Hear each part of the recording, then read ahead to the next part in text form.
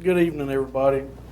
Um, 6 o'clock, I'll call the January 26, 2021 Wythe County Board of Supervisors meeting to order. I'll note for the record, we do have a quorum. We do have one supervisor absent, um, Jamie Smith. And I'm going to take a second before we get in there on with the agenda, and I'll try to do this as clear as I can. We've suffered a couple losses in the past week. One was Miss Debbie Repass, who retired after 42 years with the Treasurer's Office. If you've lived in Wythe County more than 6 months, you know Debbie. She was a very dedicated employee. Just a joy to be around, and I'm sure Miss Gwen could sit up here all night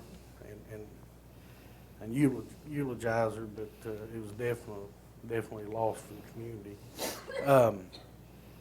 And tragically, Supervisor Smith lost his 21-year-old son, Logan. I'm not going to attempt to eulogize this young man. He excelled in the classroom. He went to government school, graduated from Chisel High School, played football, and was just an all-around nice young man, polite. If I had a son, I'd want a son like Logan. So, our prayers, thoughts and prayers go out to Jamie and his wife, Tammy. And I'll ask you to rise for the invocation.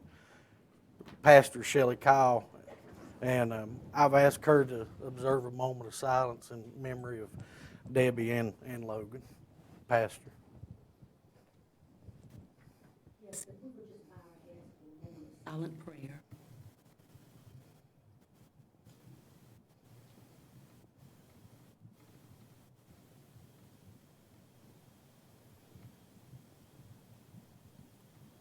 Let us pray.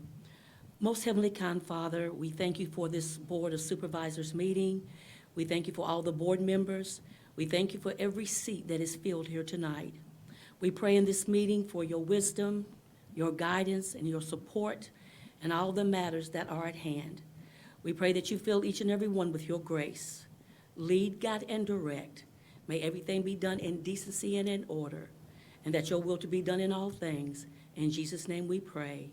Amen and amen. Amen. Allegiance to the flag of the United States of America and to the republic for which it stands, one nation, under God, indivisible, with liberty and justice for all.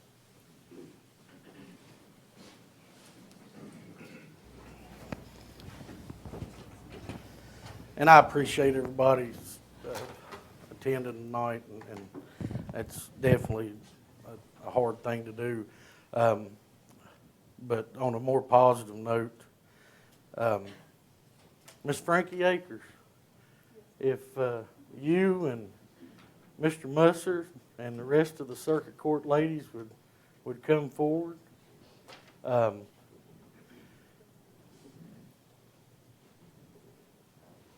Miss Akers retired, and we're going to present her with the retirement resolution. Usually the board, myself or one of the other board members will go out there, but I think it's a testament to Miss Akers that all her co-workers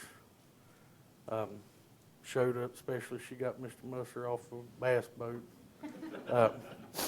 And Wythe County Resolution 2021-01, honoring Francis C. Akers, Chief Deputy Clerk of the Wythe County Circuit Court.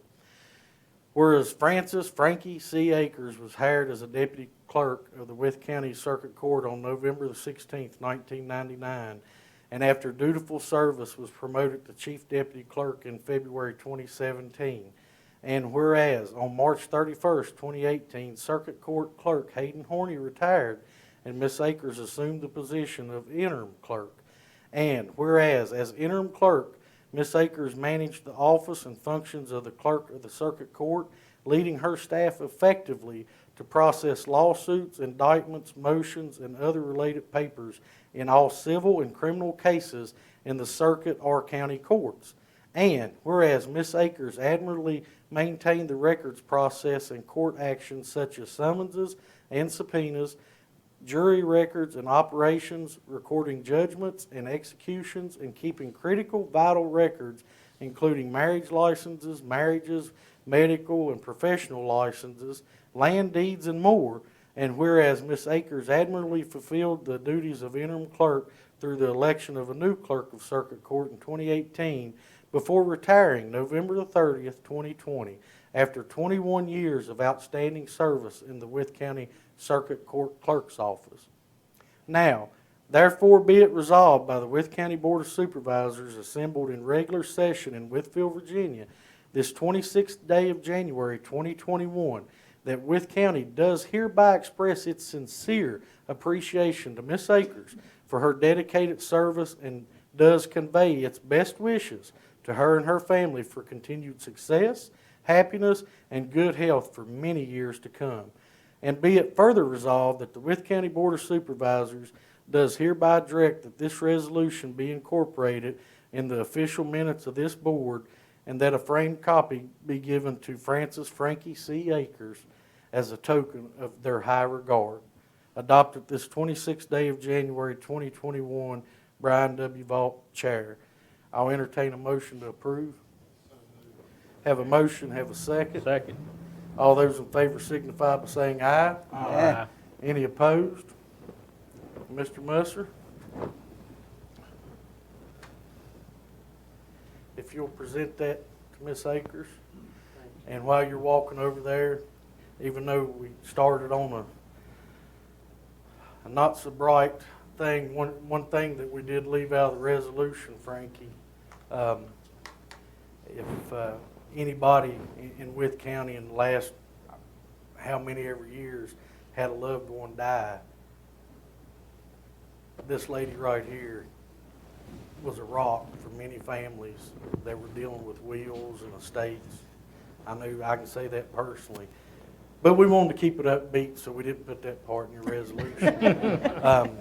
But Frankie, just congratulations.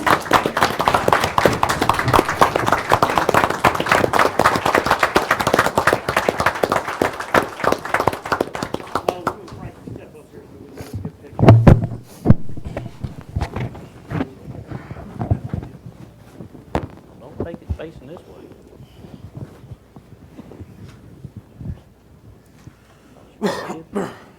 What's that?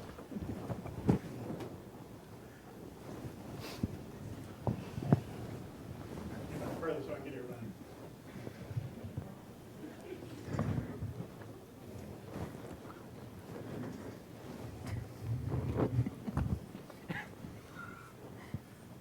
It's going to look good on you, too. I can't get you.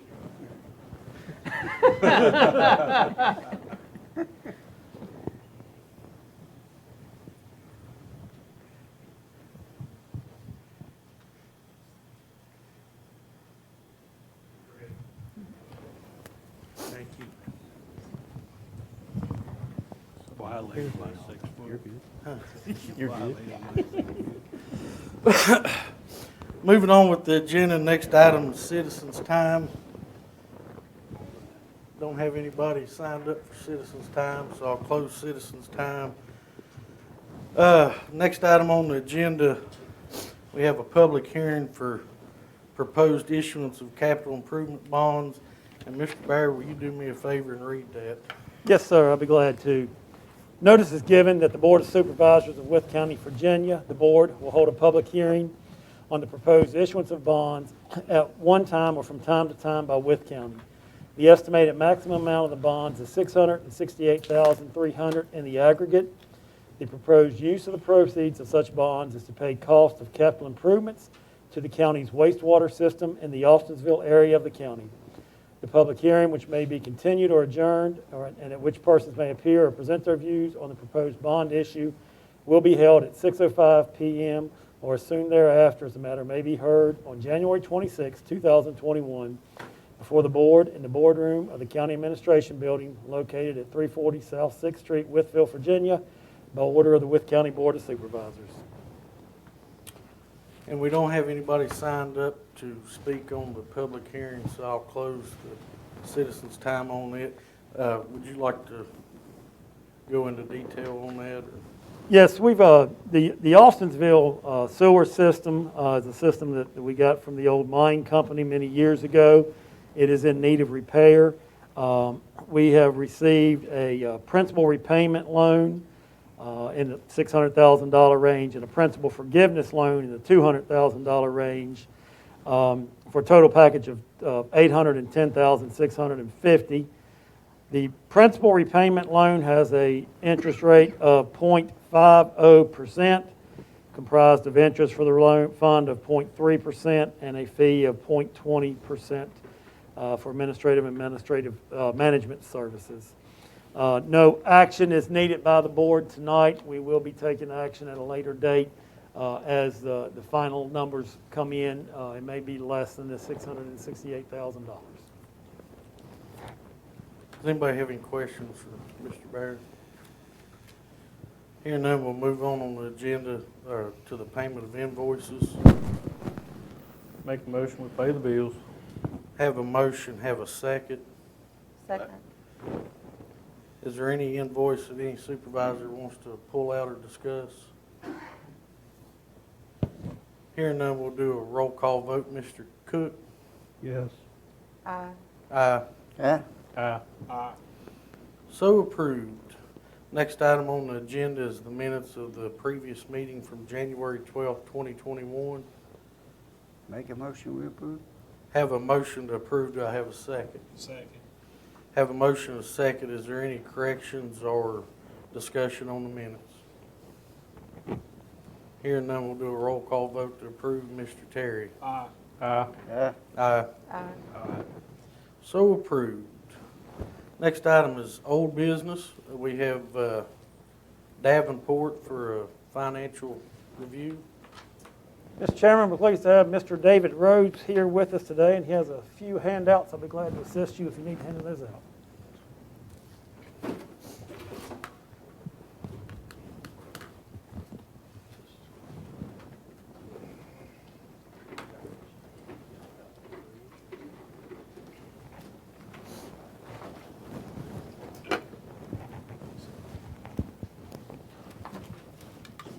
Light reading. Thank you.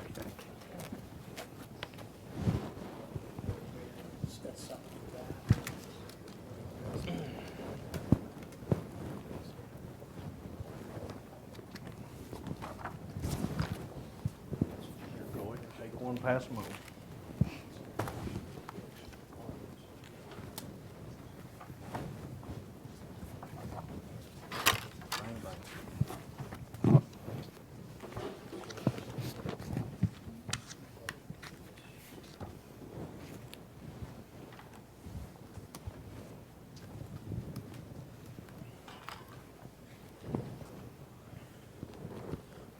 Good evening, Mr. Chairman, members of the board. My name is David Rose, and I'm with Davenport and Company, and I appreciate the opportunity back to see y'all.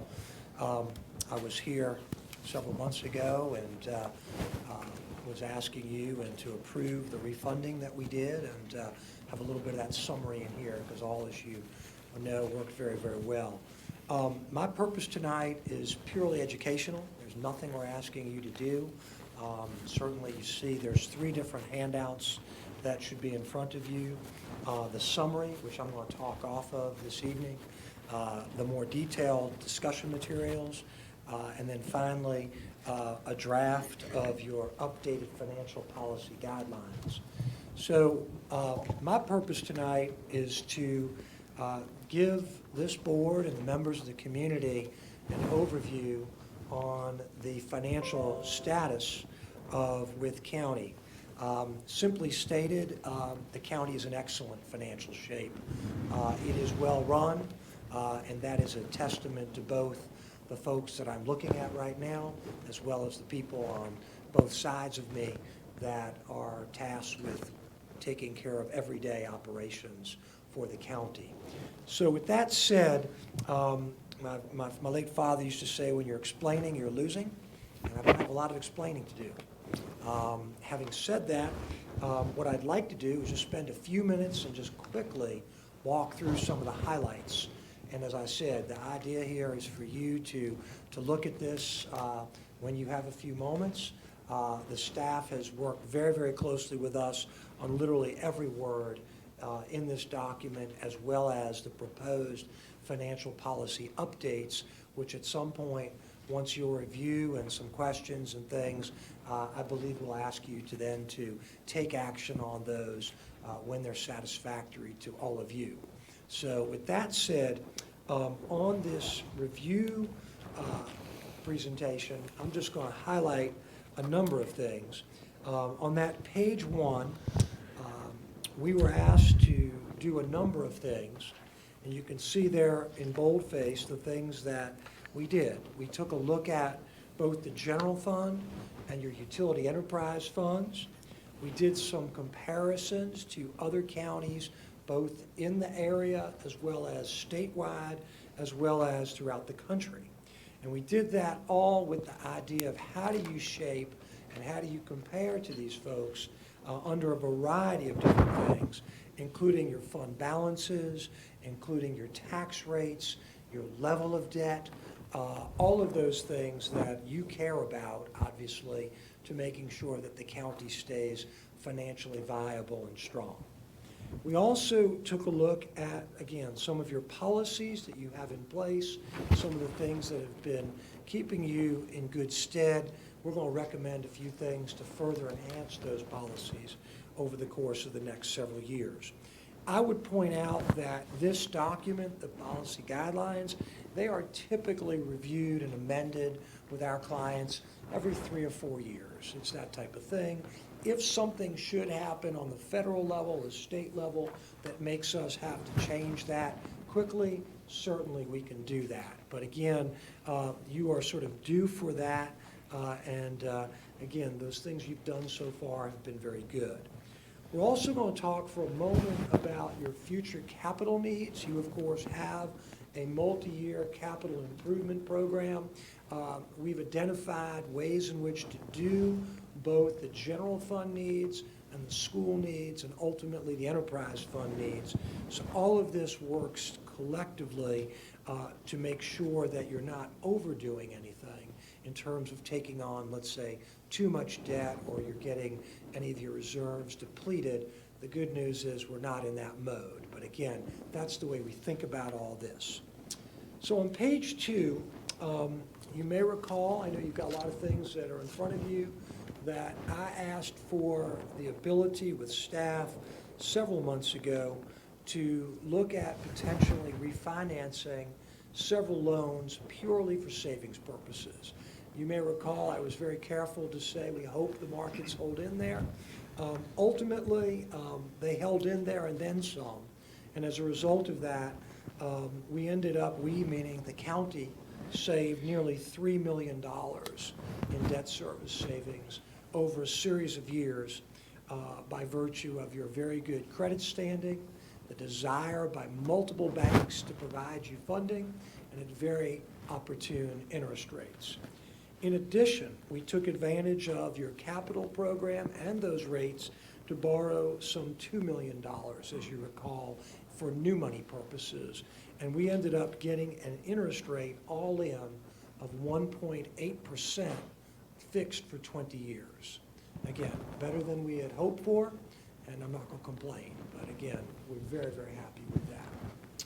So on page 3, let me give you some of the observations that we have. And I'm really doing this, I know you've got this in front of you, but for the audience, those that maybe don't have access to this right now. As I said, it's clear that you are well managed. I cannot say that about all of your neighbors, and sometimes I don't. And if you've watched, I work with a lot of them, and sometimes I find myself in an awkward position, but after 40 years, I'm used to it, and that's just the way it is. So again, not just here to tell you things are good because I'm paid to do that. That's not the case at all. If I see some issues, and I'll give you one particular issue that we think can be improved on, But overall, we've got basically 19 good things to say and maybe one thing that we can improve on. And that's sort of the ratio, perhaps, the way I look at this county. Second thing is you have what we call very strong unassigned fund balance levels. That's your rainy day fund, if you would. You've done a very good job of balancing your budget, living within your means. It's not easy, especially here with COVID, especially with over the years, there's been some downturns, but you've done a very good job of that. You have a policy. We're going to recommend actually enhancing that policy. Having said that, we still don't need any more dollars put away. You've actually met that higher level that we're going to recommend. So there's nothing for you to do other than to try to further safeguard those monies that you've already put aside. In addition, you have some very strong debt management policies. We're going to recommend we continue that and maybe even massage it a little bit to be even tighter. But again, all of that is keeping you in good shape. You do not technically have a credit rating, but if you were to get one, and we may want to talk about that at some later point, we see yourselves as being just a step below what we call AAA, which is the highest possible credit rating. The way governmental structures in Virginia are, we don't see too many AAAs of counties of your size population-wise. Just the nature of the beast. Rating agencies tend to like a little larger populations, over 100,000 typically in that range, short of a couple of extenuating circumstances. So we see you as being just right below that cusp. Next thing, we've identified, thanks to your staff, that there is about $52 million of capital needs over the next 5 or 6 years. A good portion of that is in the school area. The good news here is that we see that being able to be done responsibly. And in fact, we think that you can do about half of that, some $27.5 million, over the next several years through fiscal year 25, and have almost no equivalent real estate tax impact. We always try to liken this to what if you were to look at the real estate rate, not because we're recommending you go change that, but it's a good bellwether. So think of it this way, with your debt profile, with the refundings that you've done, and all of those things, we see the ability for the county to do about $27.5 million and need the equivalent of about a half a penny of new money over that period of time because of the way your debt comes down and the way the debt would be structured. So that's very, very good news.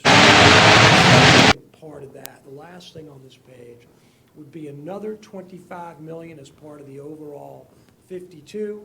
That would take a little over 4 penny equivalent, all things being equal. I will say, I don't think by the time you get to there that we will need 4 pennies, and there's some other reasons for that. But again, you can see the relative impact, and it could be, again, something that we may want to think about and plan over the next 3 or 4 years to put us in that position come 2026. That's fiscal year. So again, very much in good shape and very positive. The next page, page 4, the one thing that we've seen that does give us a little pause, in the enterprise funds. When we mean the enterprise funds, we're talking the water and the sewer fund. The sewer fund is in solid shape. We would recommend some annual rate increases that basically parallel or mirror just inflation. That would be the number there, about 3.5%. That's basically inflation. And at the same time, you can do all that. You've got good reserves, well managed. The water side is the one area that runs a deficit. And so again, that's going to be the one challenge that we'll maybe want to talk to staff a little bit more about and thinking about that. But all things being equal, that's a very modest size fund, so I don't want to overplay that. And again, you've got a number of dollars in reserves to help us along the way. So again, still take this as a very positive situation. On page 5,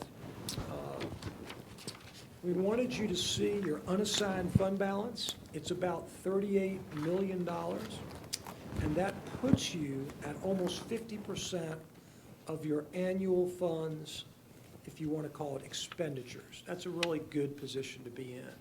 Frankly, you don't need all of that, so we're going to recommend two things. Number one, we're going to recommend that the policy be amended to go to 35%.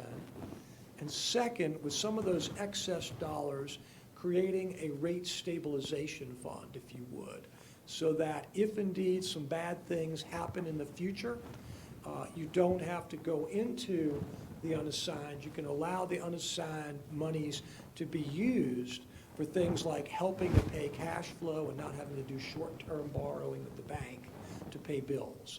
As many of you know from your experiences, unlike perhaps individuals that maybe if they're fortunate in having a job, they get paid the same every month or close to it, the government structure here in Virginia and everywhere for that matter is very uneven. You get payments once or twice a year by virtue of taxes, but dollars go out literally every month, which creates a shortfall during some parts of the year. That fund balance, the unassigned, is critical to help making sure you have dollars during the difficult times, difficult months there. In addition, if we were to look at this and think about this policy, we not only could put some $5 or $6 million into that special reserve, but we also then have about $6 million remaining that is available to the county to do a couple of things. Number one, as I mentioned a few moments ago, we might see the equivalent of 4 pennies in 2026. If we use some of that $6 million and create and develop some sort of dedicated capital fund, and we'll talk about that someday when it's right, that could help mitigate or offset the need for even that equivalent 4 pennies out 5 or 6 years from now. Because again, you've put yourself in a position to allow yourself to take on these needed capital projects and to do them in such a responsible way that you're not going to have, in effect, rate shock to the folks behind me. So again, we really feel like you've set yourself up in a very, very good way. I know I'm throwing a lot at you, but I just wanted to let you see this quickly. I certainly can come back, and I certainly can do more one-on-ones or two-on-twos if that's so desired. So we've got on page 6 some of these recommendations. I won't belabor it right now, but if we move to page 7, I just wanted you to see what your overall debt portfolio looks like. Frankly, this portfolio is now shaved down a little bit because we've cut out almost $3 million on the interest column. And we've done that because, again, the refinancing was so successful. So once again, we've done that. Number 2, we've also you see that yellow there? In 10 years, we have more than half of our principal paid off. That's a really good position because if you then jump forward to about 2026, and then you look down to 2036, the reason I say that is that by the time that roughly $25 million could potentially be borrowed, your portfolio will show that you've paid 90% of your debt down by 2026. So you're in a mode here to be able to responsibly take on additional debt without, in effect, blowing all the goodwill and all the good things that you've done over the last several years. And that's what the takeaway here is. Page 8 is nothing more than the results of what happened. What you may recall is when I was here on the right-hand side, we said to you we had preliminary estimates of saving about $1.7 million. We ultimately saved $2.85 million. And then we said we possibly could save about $2.7 million if we went through VRA, but that was an uncertain time to wait. So y'all decided, let's go with the Chase Bank results. And so ultimately you made the right choice. It turned out to be the best option and the most cost-effective, better than anything we had even shown you several months earlier than even all of this. So again, wanted folks to know that, and that's the final results. And we started that whole process on my birthday, August 12th, back That's when I first started all that process. Okay, just a few more things here, and I'll be wrapping up. Page 9, what we've done is to say to ourselves, what do you look like in the debt area? You have what's called debt capacity. It means how much can I borrow? And you can see there that you are at 1.7%, and you are well under the Virginia averages for A level, right there at the AA level, and just a little bit over the AAA levels. So you're in really good shape. You're what's called strong. And again, that's not my term, that's more of the rating agency terms. Then on page 10, this is what we call your credit card, debt service to expenditures. How many pennies or what percent of every dollar of your budget goes to debt? For you, you're a little bit over a nickel for every dollar. So think about that. Think about if you're fortunate enough to own a home and you're looking at your first home, what they typically like to see a mortgage lender is not spending more than about 28% of your overall income per month on a mortgage. For you, you're spending about 5% of your overall budget. So you are in very, very good shape, and that is considered very, very strong. Anything under 8% is the highest level, and you're basically under 6%. So you're in a very good mode, and I just think you could see that you're below all the Virginia averages, which is where you want to be, all the national averages where you want to be, and you're below your Virginia budget peers where you want to be. Again, so you are sitting very, very positively in taking on the debt that you have and in paying for the debt you have. So on page 11, we just wanted you to see that roughly 62 million or 63 million that you have identified in the area of county needs and school needs over the next 5 or 6 fiscal years.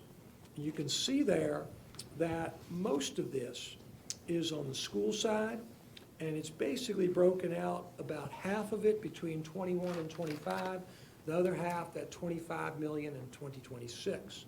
On your side, you've got about 15 million identified, of which basically you're looking at paying 2/3 of that on a pay-go basis, cash basis.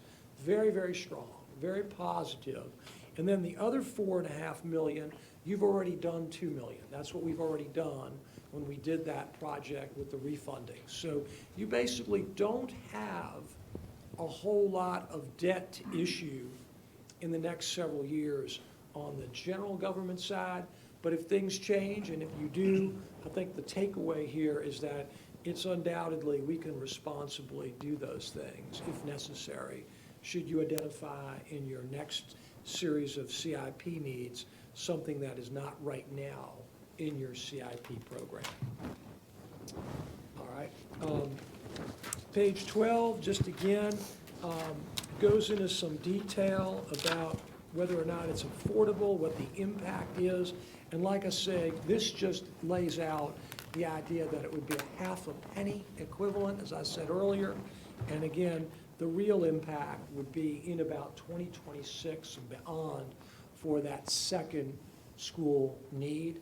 And again, I think that can be shaved considerably as well, if indeed you strategically use some of the extra dollars that you have right now and put that in a capital reserve. So lastly, we've got some more of the details on the enterprise fund. I've already mentioned that. And with that, Mr. Chairman, members of the board, I'm happy to answer any questions. I don't know, Mr. Bear, if I've maybe forgotten some things or anything you want to say, but you've been so helpful to us, and hopefully you'll let me back at some point. So I thank you. Does anybody have any questions for Mr. Rhodes? I don't have any questions. I just want to say thank you.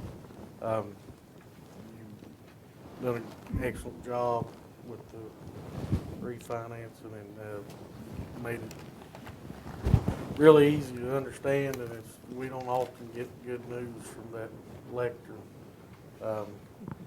I hope everybody paid attention. And I will say that I do want to say thank you to Mr. Baird, because I don't remember how many years you've asked for the county to reach out and get a financial advisor. We finally done it this year with the new board, and, you know, we saved $2.8 million, so good idea. I know you don't get that a lot, in shop, you know, but, I appreciate their assistance, but it was really good just to look at where we are. And we need to update some policies, and we've got some budget committee and during our budget discussion questions to talk about on doing that.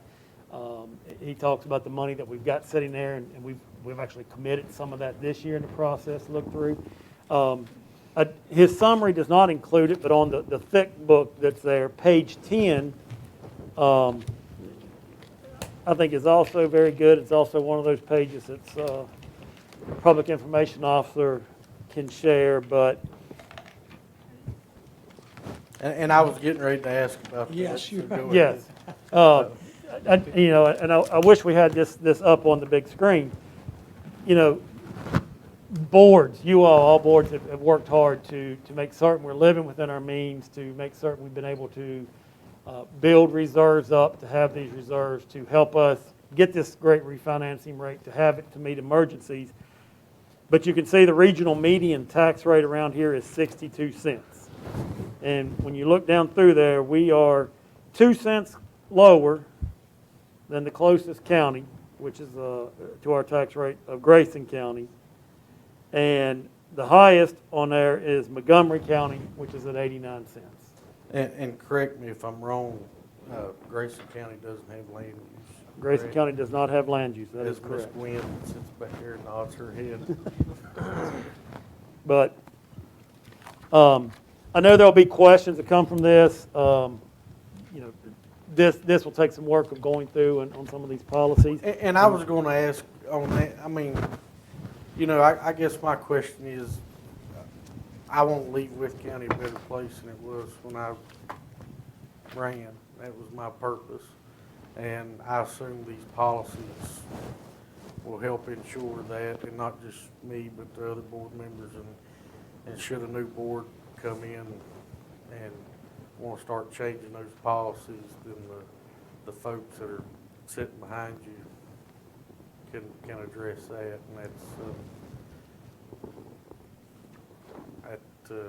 I wondered about the policies, but the more I thought about that is, you know, you want to set it up to where there's, you know, I don't want to say a guarantee that Wythe County will always be this financially healthy, but you definitely don't want somebody in here to drain the bank account, as my wife accuses me of doing sometimes. She may be interested in talking to you about some. I don't know if y'all do home visits, policies. Luckily, we do not do that. Domestic disputes things. Well, does anybody else have anything for Mr. Rose? I would say that the next time you're invited, if you look at the agenda and you see Wythe County Public Schools, Dr. Westpool, do not come up here and talk about how much money we got. I don't know who done this agenda.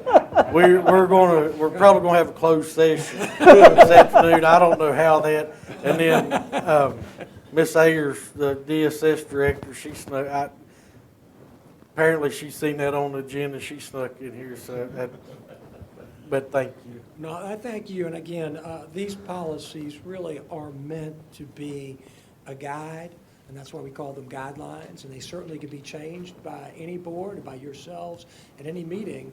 They don't have to be followed. But I think what it does is set a bar so that in full transparency and disclosure, if some subsequent board member or you or others say, I want to make a radical change, you have to sort of maybe address why.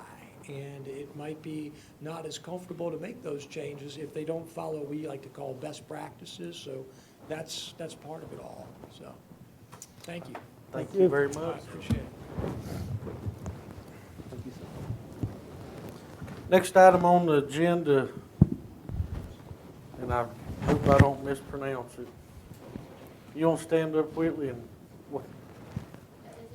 Agenicare, I'm sorry. I knew I was gonna mess it up. Mr. Bear, will you? Actually, I'll refer this to Mr. Hankins. If you Or, I'm will. He's sorry, been Mr. working on this, so I'll refer to him. Thank you, Mr. Vaught, members of the board. One of the very first things that I did when I came here was caught this request. At your October 28th meeting, Ms. Pugh came. She'd like for AgenaCare house calls to be able to operate here in Wythe County using nurses and paramedics to be able to provide medical services and some telemedicine on a per-call, non-acute cash pay basis. So she'll go into the home, treat non-acute cases. If you're acute, if you're having chest pains or major bleeds or broken bones, they're going to refer you on to higher order medical providers. But in order to meet those requirements to have paramedics operate in her business, she has to be designated as a non-transport EMS agency by the county. The hang-up during the ensuing time has been over whether or not that violates the agreement between you and Wythe County signed last February, where you agreed that you wouldn't designate another primary agency within their service territory. So we've been through with town council, with your administration, with your legal staff, making sure that we craft the language right, that it doesn't violate that agreement. I went to the town council work session last week. Chief Brady told the council that AgenaCare, because it's not a primary response agency, doesn't violate that agreement, doesn't conflict with the mission of Wytheville Fire and Rescue. Ms. Pugh had a phone call with the town council and the town management. They resolved any questions they had to their satisfaction, and they gave an oral consent that they did not find this to be in conflict with the agreement from last February. Ms. Pugh and I have talked along the way. I'm sure she's frustrated at how long this process has taken, but we have before you two things to consider. One is a resolution that authorizes AgenaCare to operate here in Franklin County. Additionally, I did receive from Mr. Moore with Wytheville today a written assent that town council finds that there's no conflict, so we have it in writing from them.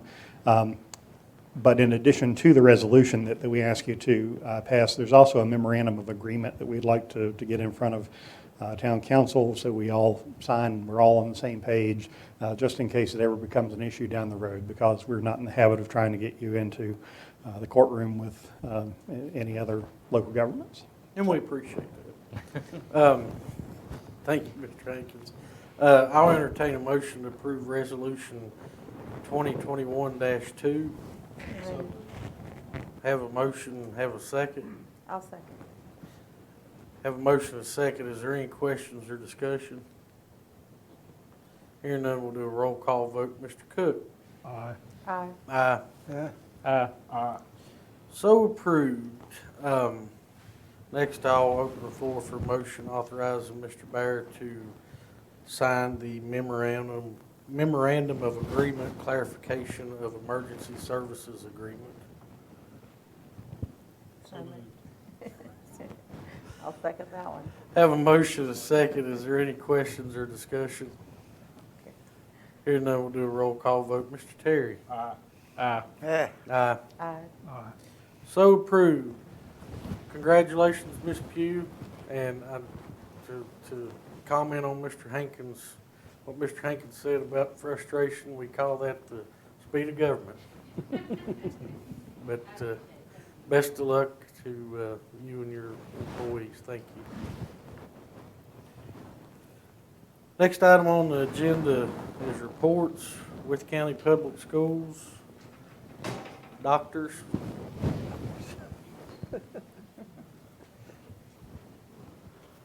Dr. Jeffries.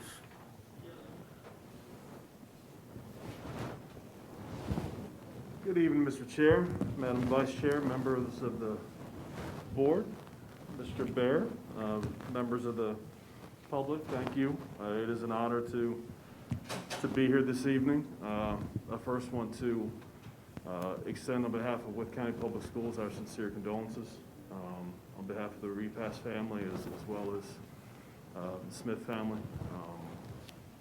Doesn't take much to kind of realize the important things in life.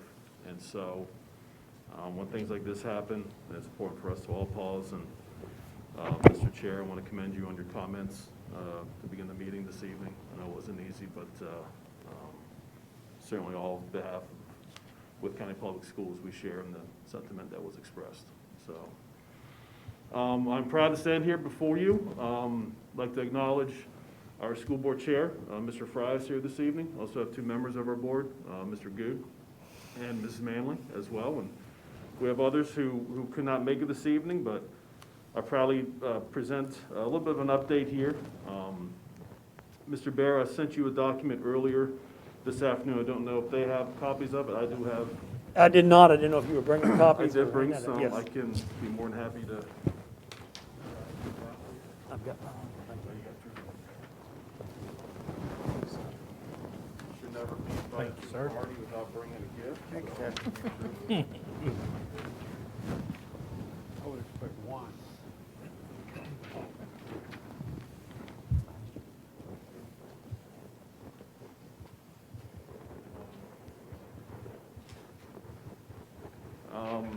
Pardon the brevity of the report here, but I just want to make sure to bring some information. And then, as was noted earlier, I'll kind of pass the torch off to Dr. Poole to discuss some budget items. If you saw the smoke in the back of the room, that was his pencil writing down all the ideas of how to spend $27 million on behalf of Wythe County Public Schools. So. He'll be leaving without that. Right. Real quick, I want to give a little bit of an enrollment update as well as kind of a snapshot of where we are with virtual versus in-person instruction. And so this is kind of a snapshot here you see, and how I have it chunked. Yeah, it's not alphabetical order, but it's kind of by attendance zones. You'll notice here in the Fort Chisholm district, the Wytheville district, and the Rural Retreat district. It's broken up that way. Elementary kind of crescendoing up to middle school and high schools in each area. And then it gives on the far right column a number of students that we have right now who are participating in virtual learning and what the equivalent percentage is in regards to the entire student population. So you'll kind of see it fluctuates from school to school. All in all, we got about 22.8% of our students who are participating in virtual learning. That can change at any point in time. With the quarantines, in particular, if we have an athletic team that needs to pause activities for 10 days or so, you may see an influx of, easily in one class, 5 or 6 students all of a sudden have to go virtual learning for a week or two. And so, but what these numbers represent are in our student information system who has identified themselves as being 100% virtual learning versus coming to school in person. And our enrollment total as of the end of December is 3,729. In terms of some notes here, just some quick things to discuss. First, I want to share on behalf of Wythe County Public Schools our sincere thanks. I know it was just a few months ago, it feels like years ago, we were here having discussion about the county allocating some money from CARES Act to help feed students, to help address food insecurities here within the county. Due to the extension of the summer feeding program by the federal government, we were able to continue using that model to deliver food. And it's been very, very, very beneficial, but nonetheless, we do want to extend our thanks to the Board of Supervisors for always thinking about our kids, thinking about our community, and your assistance is greatly appreciated. Just some updates here on our meals. Through today, we have delivered over 230,282 meals. That's broken down to about 121,000 lunches and 108,965 most important meals of the day. That's breakfast. So it has been a great program. I want to send tremendous gratitude to Mr. Skeens. He's in charge of Beans and Breaks, cafeteria and transportation. And so he's done a great job working with Tracy Webster and our cafeteria managers and transportation director and our outstanding bus drivers, including you, Mr. Horning, for helping out. For helping out deliver these meals. It is doing great service to our school community. In terms of vaccinations, just a quick update on there. Approximately 60% of our staff have participated in vaccinations. The first round of vaccinations were a few weeks ago. Our second round of vaccinations are scheduled for February 9th. And so this is an exciting opportunity for us to kind of see, hopefully, a light at the end of the tunnel in regards to our schools and getting things back to as normal as they possibly can here sooner than later. And I want to thank Mr. Haga, our HR director, as well as Gretchen Robinson, our nursing coordinator and school health coordinator, for facilitating all this, communicating all this, and we've received tremendous assistance from the health department for it as well. So, and I want to thank everybody for participating in that as well. Winter sports, believe it or not, are quickly coming to an end. Believe it or not, per the Virginia High School League calendar, fall sports begin next week. So I know Mr. Good invites everybody to come on out to see golf in February. At the golf course, he promises to have the greens swept nice and clean as well for everybody. Middle school sports are also back in action. Doing all we can to try to get some normalcy back, and middle school sports are beginning this week, as well as other extracurricular activities. A couple things of note as well is that Wythe County Public Schools did earn a Jobs for Virginia grant worth $30,000. We always want to continue our efforts to expand and work on addressing the workforce. And so this is going to go a long way to help with our workforce development. In the midst of all this, we also are proud to celebrate Principal Appreciation Week. That is this week. And so we want to take this time to thank all of our principals for all they do for our students, for our staff. We can recognize a former recovering, not retired, recovering principal as well, Mr. Cook.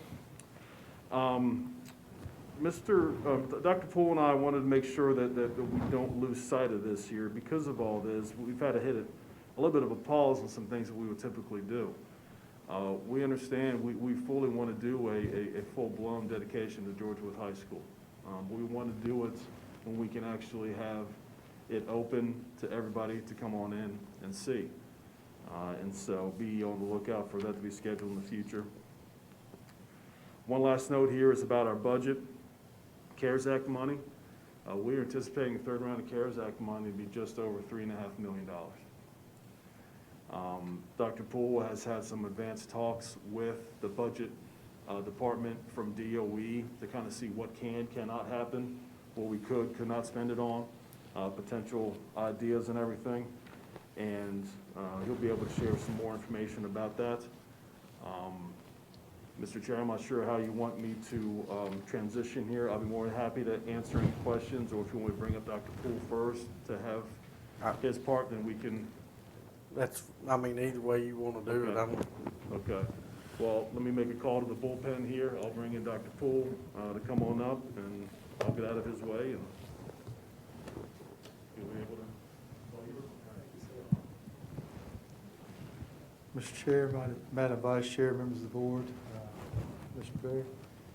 I appreciate this opportunity to come before you and speak a little bit about the Wythe County Public Schools budget. First of all, I'd like to just say appreciate living in the county where the financial situation is what it is. And I know you folks work hard to make sure that is possible. The debt service refinancing, I know that's been a long time coming. As you all are aware, we were able to refinance some debt with some school loans as well. So all of that adds up over time. Last March, as you all are aware, had a small change of plans for basically everyone on Earth. And that affected us in a number of ways. what we were able to do last year with the budget, because we paused basically everything midstream, we had quite a bit of savings for last year, because you took away all athletics, all extra trips, the fuel, a number of items where we saved money. So at the end of fiscal year, we were able to turn back to the Board of Supervisors $1.5 million. And that was basically, we didn't use it. Goes back to you guys, goes into your general fund to help cushion basically everyone for this fiscal year, because we had no idea where we were going. How could we? Fast forward to FY21, and we receive a tremendous amount of CARES stimulus, either through CARES or ESSER. The first round was $824,000, second round $659,000, and then this third round is $3.514 million.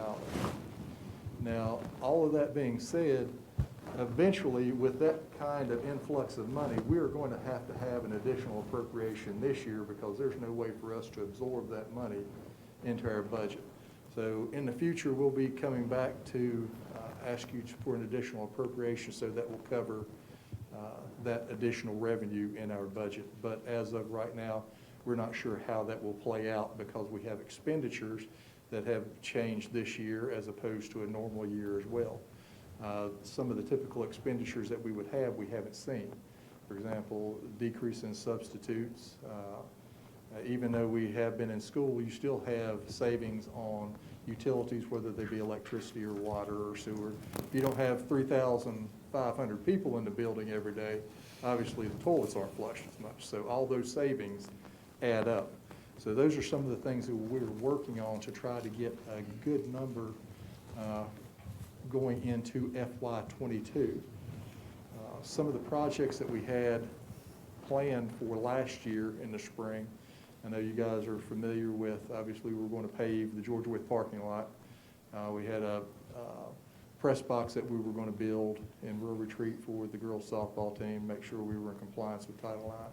Some of those basically just stopped. They came off because we didn't have access to construction companies, other things that would come in and do those. So those are planned for this spring. So those haven't disappeared, but we have moved them to this year. A couple of the items that we did have budgeted, for example, another savings, we had 2 roofing projects scheduled for the FY21 budget. One is the majority of the roof at Spiller, and then a portion of the roof at Fort Chiswell High School. We'd originally budgeted $300,000, went out for bid, and those bids came in right at $200,000. So that's another $100,000 that was saved in the operational budget. So what I'm getting at is FY22, going into FY22, we may have some money to carry forward into the next budget cycle. We're unsure of what that will be right now, but all in all, that takes pressure off of the Board of Supervisors if we can carry money forward from this year into next year without affecting tax rates or anything of that nature.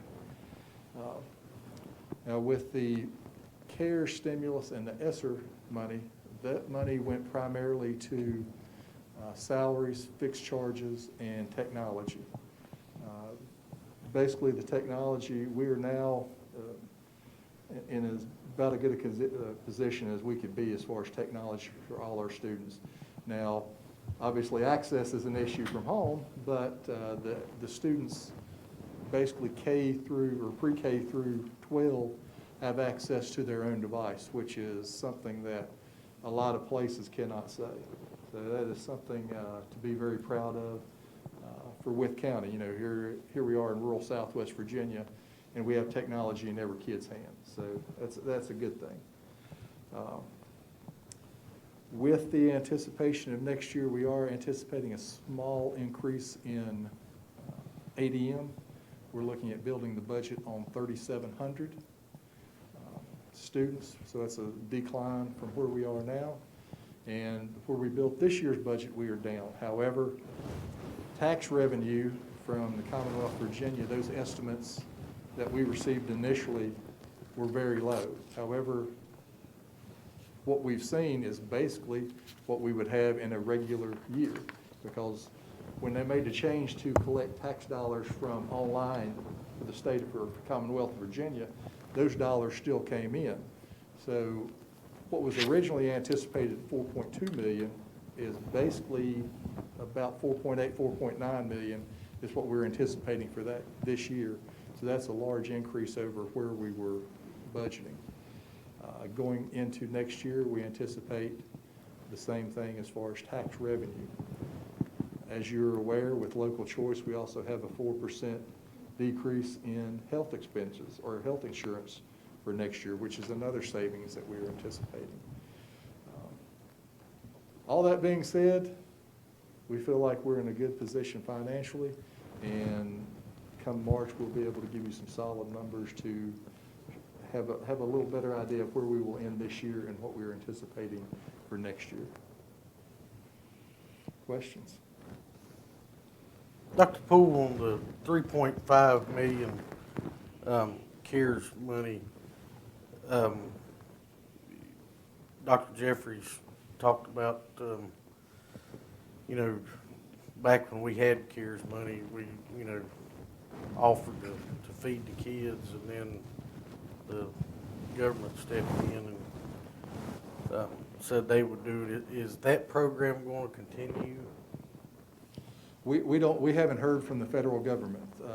What the USDA did was our summer food service program.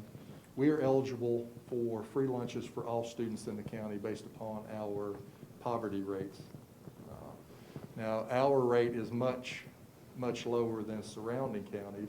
You see a lot of other counties, Smith County, for example, Bristol City, they have free lunch eligible for everyone regardless of summer feeding programs or not. So our rate is actually much lower. However, under the summer feeding program, we qualify.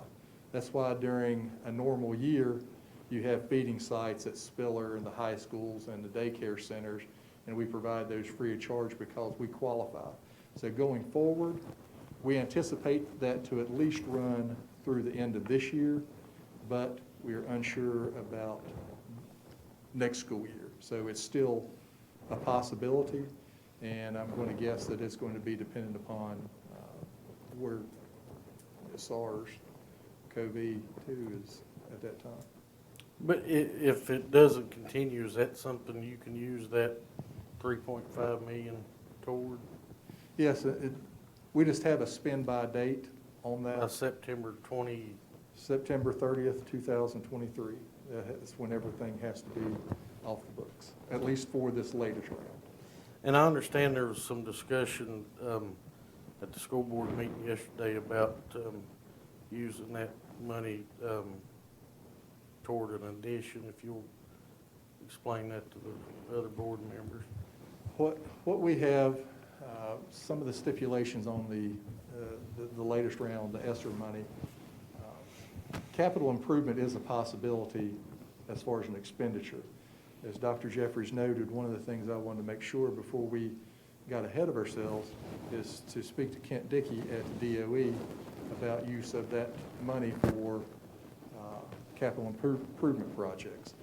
And some of the items that we have a potential to spend this on would be restroom and classroom addition at Fort Chiswell Middle School. As you know, they have one set of gang toilets, so when you have all students going to one set of restrooms, obviously that's not the best option. So if you can spread those kids out, anything that relates to social distancing, so that would qualify. Also, installation of HVAC or mechanical systems into school buildings. Now, it specifically says upgrade, but it didn't say anything about the installation or the construction of that. However, after speaking with Mr. Dickey, that is absolutely one item that you could spend it on. So any building that we have that is not currently air conditioned, that is a possibility because that affects the ventilation of the building. So that's a possibility as well. So I wanted to speak with someone from DOE to get absolute confirmation before we began any discussions about any capital improvement projects. And I certainly don't want to speak for the board, but I would anticipate that being any other capital improvement project, board chair, vice chair, superintendent, county administrator speak to those projects before anything proceeds. But again, that's y'all's prerogative. And, you know, several years ago, previous superintendent, I think the consensus or the word was that the capital improvement plan had got muddied between the school board and the board of supervisors. And my concern is that these people at Scott and Spiller have been on the bottom of the list. And I'm not saying in any way that Fort Chisholm Middle School, I was there. It was too small the day they cut the ribbon. But I think we have to take into consideration how many years they've been told.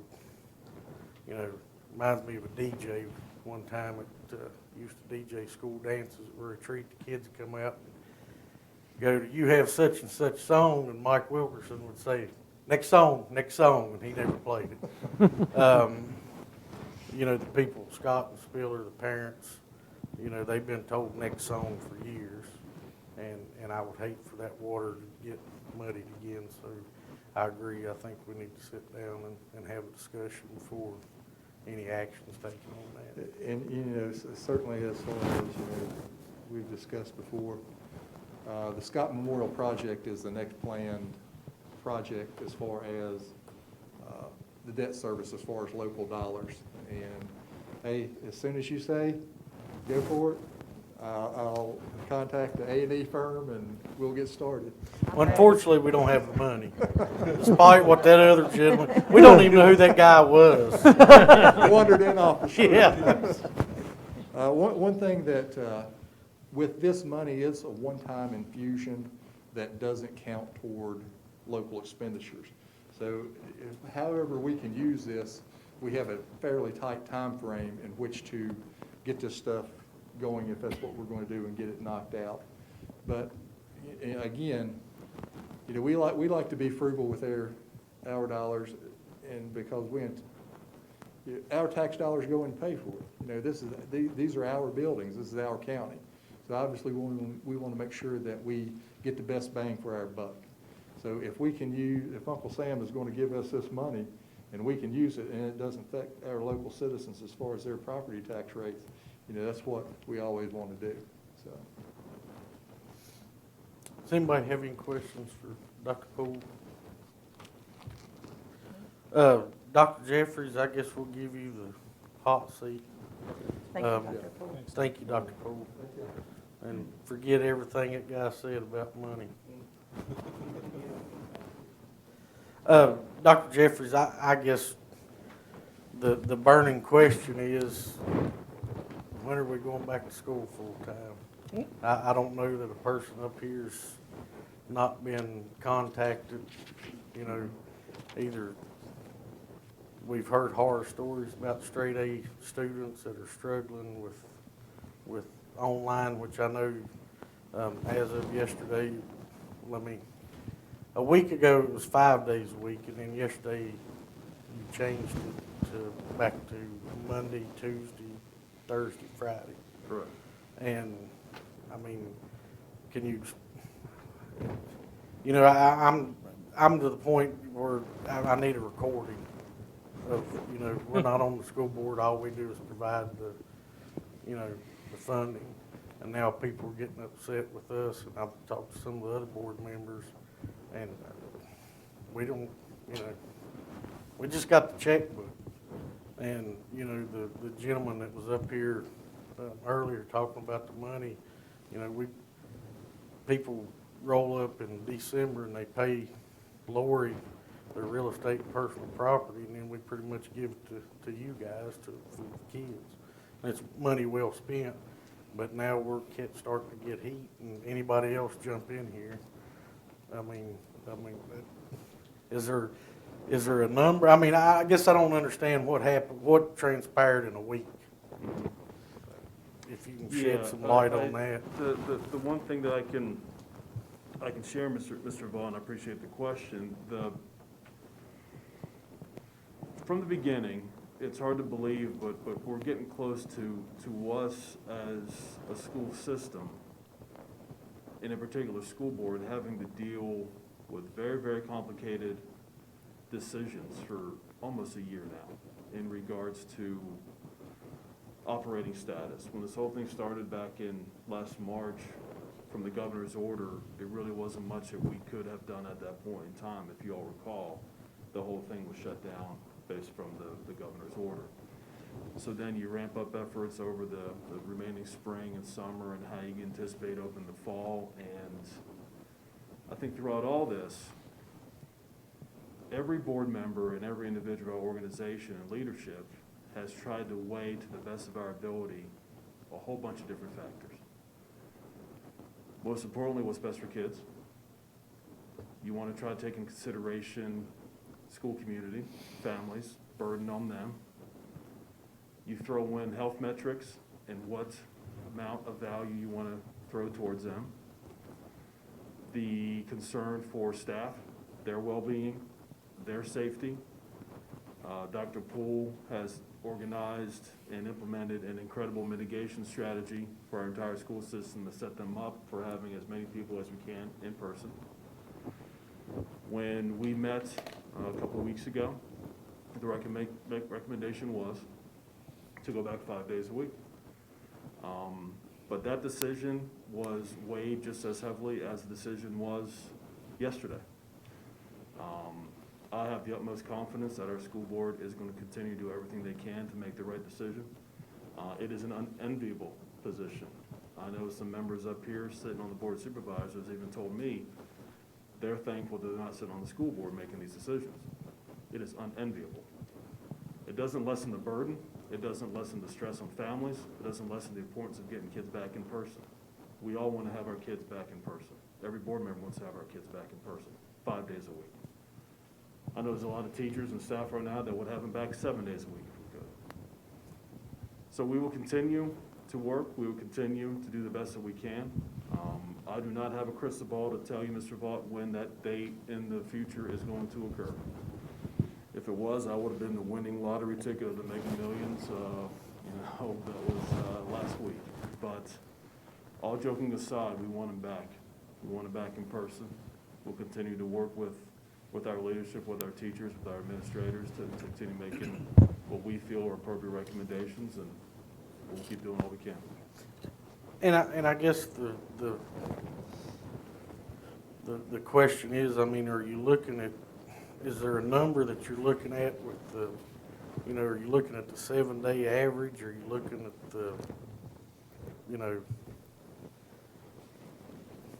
spread numbers? I mean, the schools are, y'all deal with data every day. Right.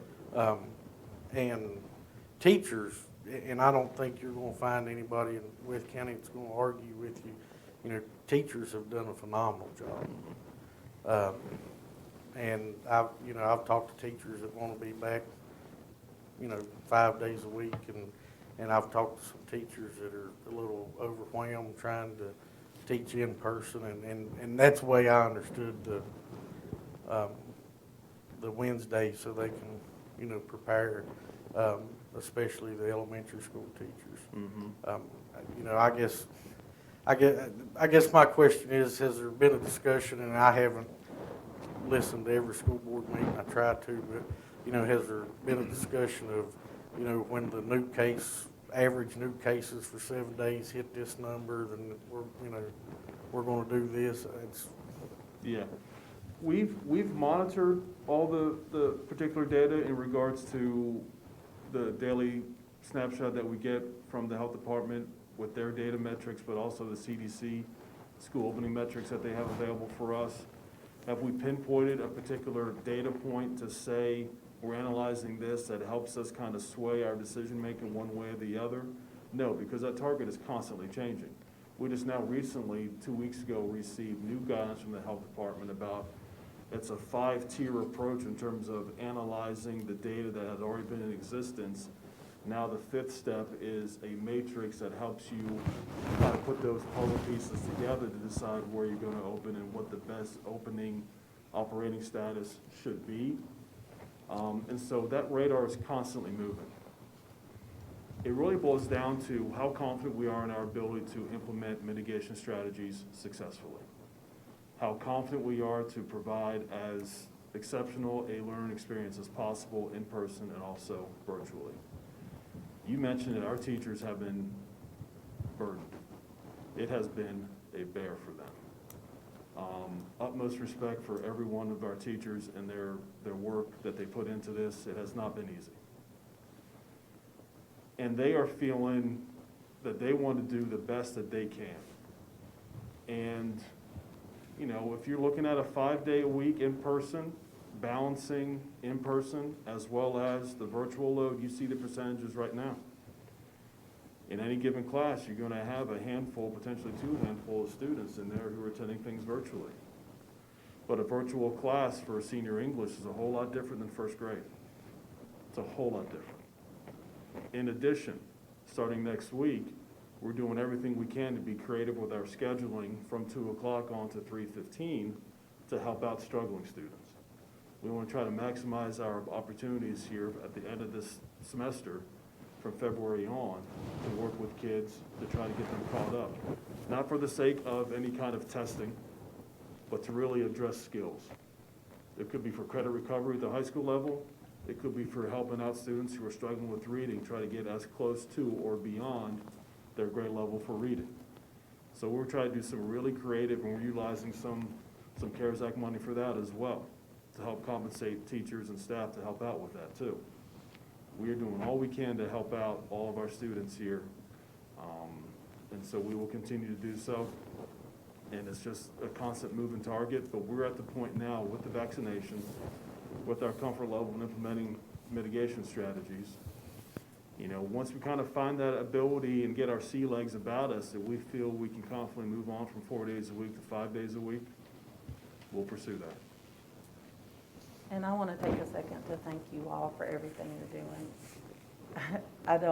I'm so thankful I'm not on the school board, but I truly, not only as a board member, but as a parent, thank you all for what you're doing. I know it's tough. I listened into most of the meeting yesterday, and I love how majority of the citizens, what they got out of that meeting was that you can't catch the virus on Wednesday. That's, you know, they don't realize the work that you're truly putting into it. And I listened, and Mr. Good had great points, and then I listened to the other side, and there's no right answer right now. There's not a right answer. So I appreciate what you're doing, and I know you take a lot of heat from it. So thank you all, and thank you, Mr. Jeffrey. Anybody else? And I will say that, you know, the biggest complaint that I got yesterday afternoon is I tried to run to the store to get some soda,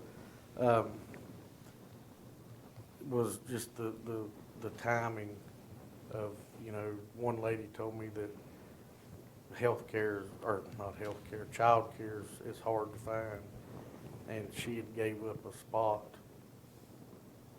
Her and her husband both work full-time, and she got less than 20 or 48 hours.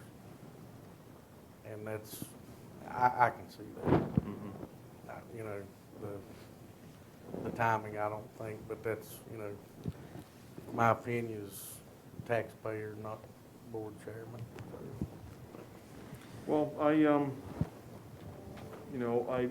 understand that, and you know, throughout all this year,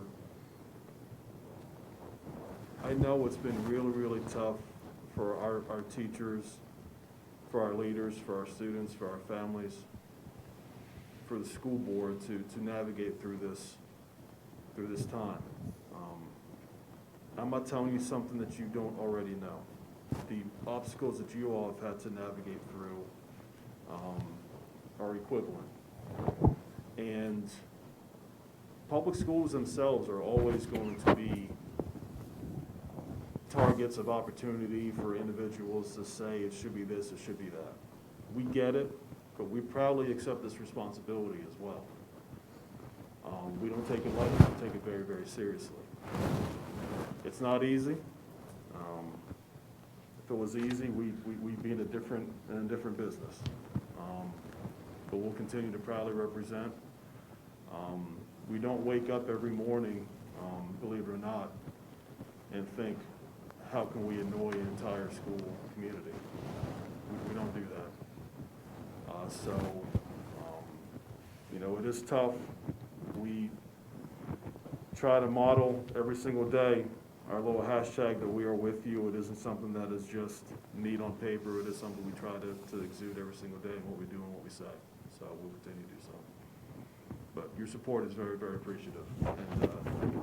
And these three here on board and the other 4 members of the board here accept their roles and responsibilities as well. They know the enormity of it, and I proudly work side by side with them, and we'll continue to do all we can. And I just hope you can hire teachers in the future, because I don't, some of these colleges. Well, not to mention too, job fairs virtually. I mean, Yeah. all of our typical things that we've had in person, all that has been kind of taken away. So even the recruiting of new teachers and everything has been a challenge as well. But y'all, thank you.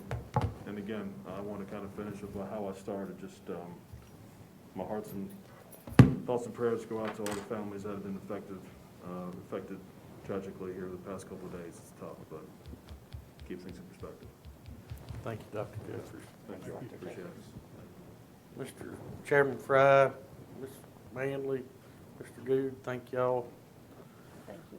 And Mr. Good, they gave you a hard time about the golf course. That would not hurt my game. It may help me, you know. So if you get a nice little coat and ice, holler at me. I might go pro. Thank you.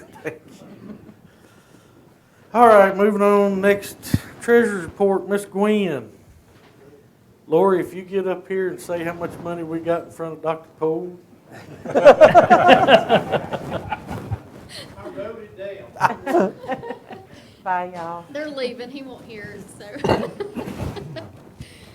Well, first of all, thank you for your comments about Miss Debbie. She was definitely unique.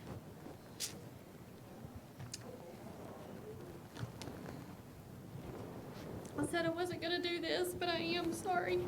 There ain't been a good office party since she retired, Lori. No, there hasn't. We've probably been a little bit more conscientious about what we've been eating since Miss Debbie left. She was a Frito Scoop fan, and I never walk down the chip aisle that I don't look at a bag of Frito Scoops and see Debbie eating them, because that was what she would snack on all day long. Salel came by after he retired one day, and he said, "I'm hungry. What do you got here to eat?" And I said, "Excuse me?" He said, "I know there's food here." He said, "If I'm ever in this complex and I'm about to starve," he said, "I know I can come here and get something to eat." And I said, "Go right back there." So I sent him to the table. He started opening stuff, and he got something to eat. So he's still around, so it didn't hurt him that day, apparently. So, Well, but you're right. When Mr. Rose was talking about how much money the county had squirreled away, I had to think of Debbie and her. What was that line item? Recovered costs. Recovered Yes. costs. If it wasn't for recovered costs, we probably would not have. I'm any sure money. she was in heaven thinking, well, you know, most of that's my recovered cost. Yeah, the first, Leverhart, the first budget year, when we met for the revenue meeting, after she had retired, I think it was Stephen, somebody made the comment, said, "Well, there's a difference here of this recovered cost has decreased. What's going on with that?" And no, I don't think it was Stephen that asked, it was someone else, and Stephen and I looked at each other and kind of laughed, and we're like, "Debbie retired." But yeah, if she didn't know where it belonged, she posted it in recovered costs. So that was her home for everything, because she got it in the books, it was recorded, it was revenue, and she moved on. But she'll definitely be missed. She's definitely had a hard battle the last 3 weeks. So, and just as equal for Mr. Smith and his family situation as well. So, I want to start a little bit. Mr. Rose was talking about the tax rates, and in the the large packet that he had passed out, and the page 10, and he was talking about our tax rate, our real estate rate, in comparison to the other counties. I take it personally if the board increases the tax rate, just because I feel like my staff and I are not doing what we should be doing to make sure that we're collecting the taxes that we should, to make sure we're able to operate and provide funding, whether it's to the schools, it's for office buildings, it's to departments for their needs or whatever. But as someone pointed out, I've had enough time to forget now, that we're 2 cents lower than Grayson County. If you go down that page, I'm not sure how quickly you all looked at that, Blaine County's at 60 cents per 100. They do not have land use either. Of course, they're mostly a national forest county, so their land is very sparse as far as what's taxable over there. Carroll County's at 70 cents. Smith County's at 74. Pulaski at 77. So we're, with the exception of Grayson County, Blaine, there's a little bit of a difference, but for the most part, we're around 20 cents less. I can't do simple math. 20 cents less than what our surrounding counties are. But like I said, I do take this personally. If I hear that a rate increase is being considered, if there's a large project coming down the pipeline, I entirely understand. But outside of that, I do kind of get offended. But we're going to do all we can to make sure that that doesn't happen. And just to make sure it's on the record, there's not a rate increase No. been considered. No. He was giving an Well, example. not that I'm aware of. Now, you all have final say. I don't know what you all are thinking, so, you know. But we'll kind of get into that. I'll let you know where we're at on our side with taxes and things like that. So, moving on, you have the financial report in front of you for December. For month end, in the consolidated account, we had a balance of $70,316,966. Of that balance, the amount in the general fund was $46,908,455. I commented in November you would see that increase. A lot of that was because last month, as you recall, I stood here and told you we were severely behind on mail. We stayed behind. We finally have gotten caught up to date as of, I think it was Monday of last week. We worked Monday's mail that the wonderful mailman brought into us with a smile, but he's always happy to be coming in. But we finally got caught up. So January's numbers are going to be a little bit higher. Stephen had called the other day. Him and Ms. Williams were meeting and kind of looking at some numbers, and some numbers were down compared to December of last year, but a lot of it is because a lot of our posting of payments, especially mail payments, well, primarily mail payments, did occur in January. So you'll see some kind of variations there on that. So, I'll jump in there. Just sorry. one of the things we talked about doing was doing a 6-month analysis with COVID of seeing where we were. But because of the mail situation with the U.S. Mail Service being behind as it is and everything, December 30th is not really a true 6 month because she doesn't have a lot of things in. So we'll get the January report and extrapolate from that where we are for a 6-month average. And as no shock, we're still getting some mail that's postmarked the end of December. Strange, very strange, but it goes along with the year, right?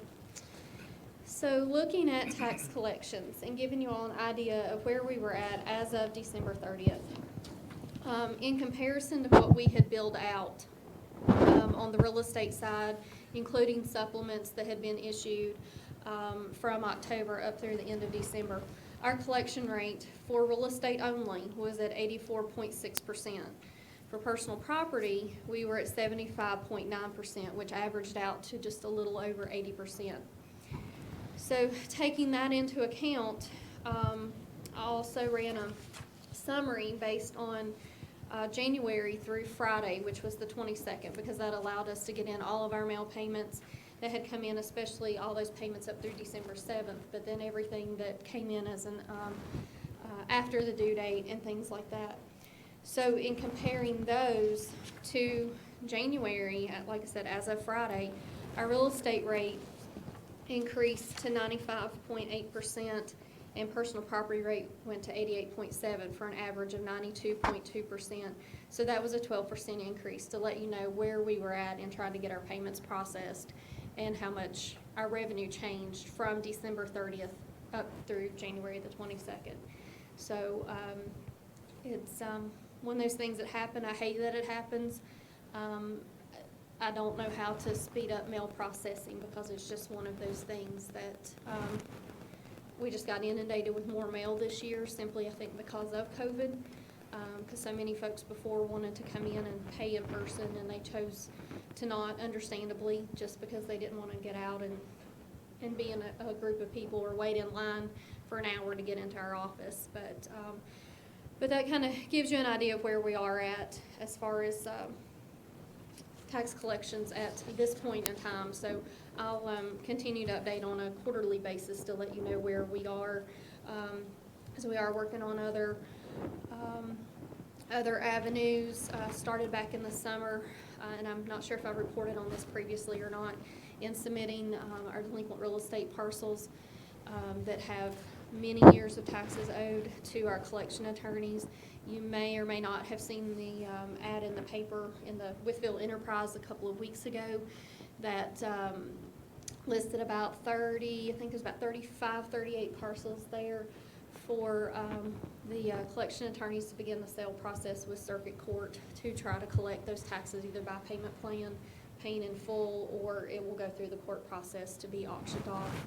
And that way the county can recover their tax money on that. So I am continuing to send parcels in. It's not anything personally with anybody. It's just the fact the majority of these parcels were several years delinquent even before COVID hit. So it's not picking on anyone. It's just when 2 or more years are owed, they're eligible for a tax sale. We have properties that go back 5, 10, 15. I sent one in for 19 years. It's a small parcel. The taxes weren't but about $1,200, and that was for a 19-year time frame. So a lot of those are just trying to get those cleaned up, caught up, whether paid, or at least get them into the ownership of somebody that will pay the taxes on them. So if you get calls on that, just refer them to me, and I'll kind of explain the process. But I think those parcels have until February the 12th to either set up a payment plan or pay before it starts through the court process. And the property owner does incur those court costs. That is part of an ordinance that the county currently has on the books, that we as the county do not incur those costs to sell those properties. That is passed along to the property owner. So, but that's, I guess, roundabout where we are at this point. Any questions on the collections or tax sale, financial report, anything that I may not have covered that you've been thinking about since the last time I was here? Mr. Cook looks like he may have a question. No, I'm about to freeze to death. Amy, I was trying to figure out what that was. Even though Mr. Smith's not here, if you click his name on the thermostat, I told Mr. It Hankins, goes to 32. I told Mr. Hankins when he was at the office earlier today, I told him, well, I'll see you tonight. I said, be sure you have your insulated underwear on, because you have to have them in that boardroom. Lori, I just thank you and thank your staff. You touched on it, what you've had to deal with COVID, and I know some people were upset about the mail processing. And number one, mail, whatever's going on with Postal Service, I'm afraid to even guess. You had to deal with that, and I would hope nobody would judge you or your staff on the performance of the last year with everything y'all had to deal with. As a fellow elected official, you know how that is. Yeah. So we take it and we go on, and that's all that we can do. But, it's you do what you can, and I'm not trying to sound nonchalant about it or like it doesn't bother me, because it does, because we did have all this tax money there that needed to be posted and, you know, get these payments processed, and people would call and ask about their payment. There was no way we could go through thousands of payments to try to see where, you know, your mail payment was at or anything like that, but, you know, mail is time consuming because it's equivalent to the person walking in. I think I've probably mentioned that before, but we do have to look for previous year taxes if those haven't been paid, notify them, you know, different things like that. So it takes time, but we do all we can to the best of our ability, and that's all that I ask of my staff to do. So You are doing a good job.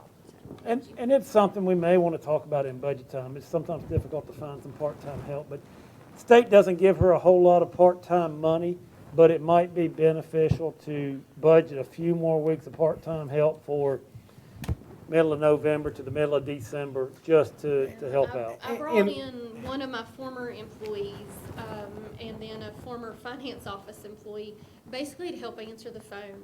The phone was wearing us out. I still need to work out a few things with the phone system because of how it's set up, and just trying to figure out what's going to be best for us. But there was a period of 3 days that the IT department told me that for those 3 days, the calls ranged from 260 to 300 calls that came in each of those days. There's 5 of us. When I have 3 people dedicated to waiting on the folks in line coming in person, 2 of you can only answer so many phone calls. And when a phone payment takes 5 minutes on average, sometimes not that long, it takes a lot of time. So do you consider cutting out the phone payments, because that's a huge revenue source? It's convenient for folks to be able to call, pay with their Visa or MasterCard. They're not charged an extra fee, just the same as they're not if they come into the office, because we're fortunate to have an agreement with our bank that carried over to their new provider. We're not charged fees. So we as the county, we don't have to absorb it. We do not have to pass it on to the taxpayers. So that's convenient for them, and not costing them extra to use their card. Going back to the part-time funding, the money that I do have is, ironically, because when Miss Debbie retired, the difference in her pay and what I had promoted my other person up to, I kept that money instead of passing it on so that I could get part-time help. I have had to utilize additional county money in the past just because of turnover close to tax season, but you also have to have the computers, the receipt printers, the credit card machines, and all that stuff. And we have 5 stations, so there's a station for all of us to work at. So it comes down to, if there are additional people, we're going to need a whole nother additional setup. So. And I think we talked about this last year, the system's not the easiest to.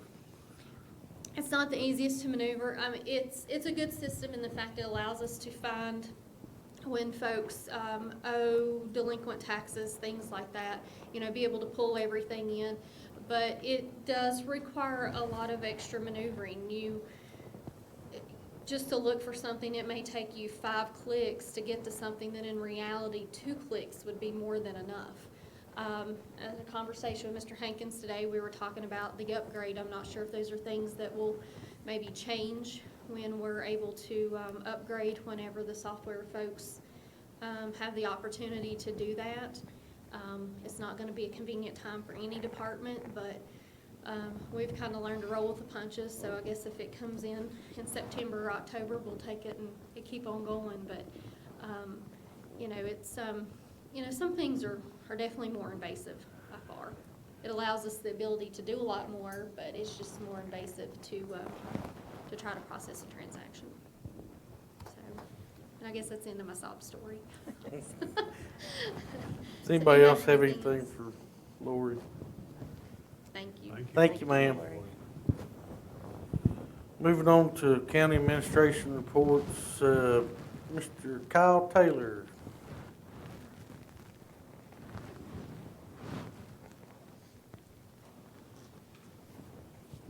Mr. Chair, Ms. Lawson, members, Mr. Bear, thank you.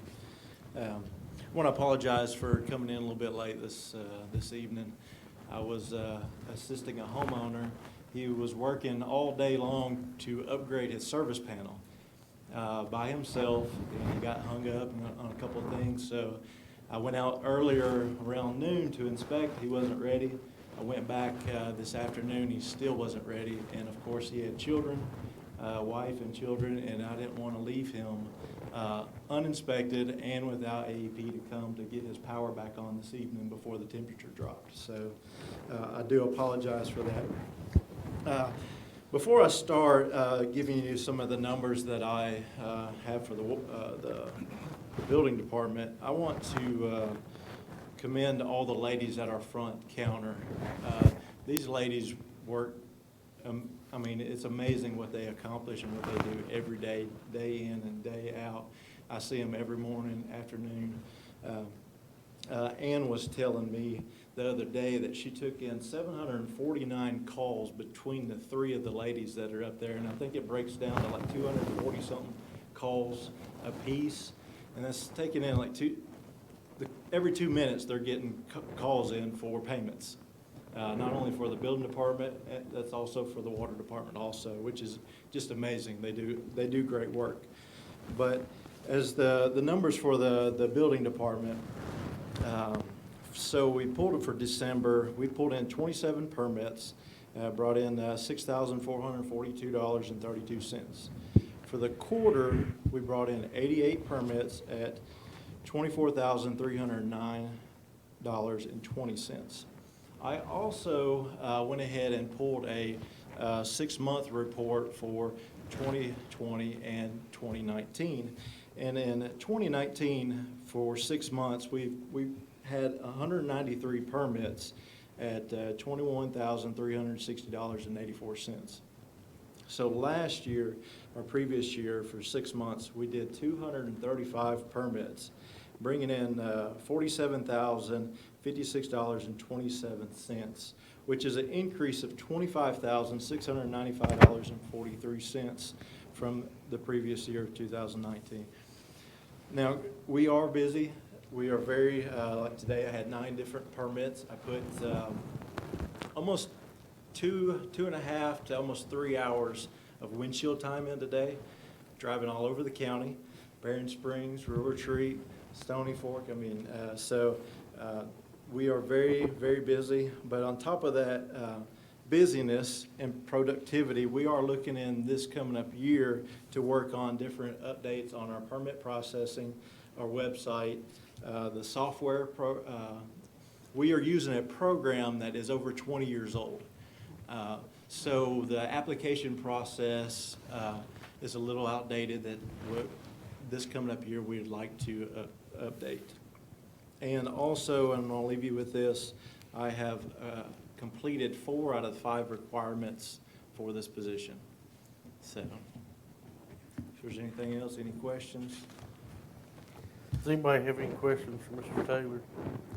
I don't have a question. I just want to say thank you for what you just said about taking care of the citizens before you come to meeting. And I know we got Jimmy and Darlene and Arlen out in the audience. As far as I'm concerned, if you're on this agenda and something comes up to where you need to go help a citizen of this county, y'all go help a citizen of this county. And Mr. Baird, pass that on to the other department heads. You take care of them first.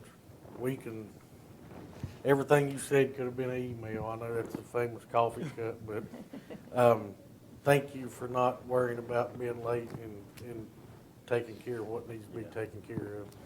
If he didn't comment on it, I was going to tell you all that, because I talked to him this afternoon, wanted to confirm and make sure everything was ready for him to come here tonight. First time he's really done much of a presentation to you all, and he said, I'm out in the field, and told me the situation, and it was like, don't worry about it. And I kept looking, you were hiding in the corner. I was worried that you still weren't here, and I finally saw you about 15 minutes ago, but appreciate your help on that. Yeah, and that's, like I said, that goes for all of them. God forbid, don't say, hey, I can't do it because I got to go to a board meeting.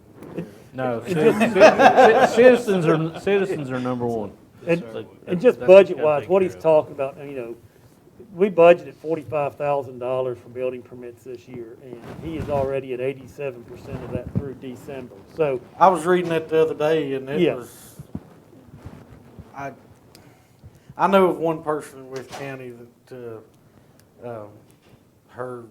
she told me that why her and her husband decided to build a house in the middle of a pandemic, she'll never understand, but apparently she wasn't the only one, or they weren't the only one, so.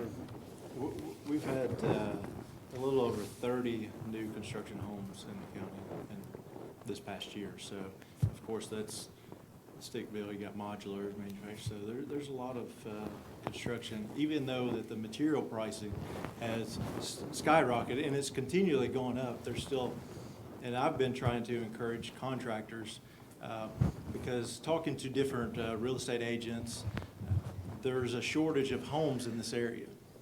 And if we could do more spec homes or any new construction to help accommodate those real estate agents to do their job also, it would be great.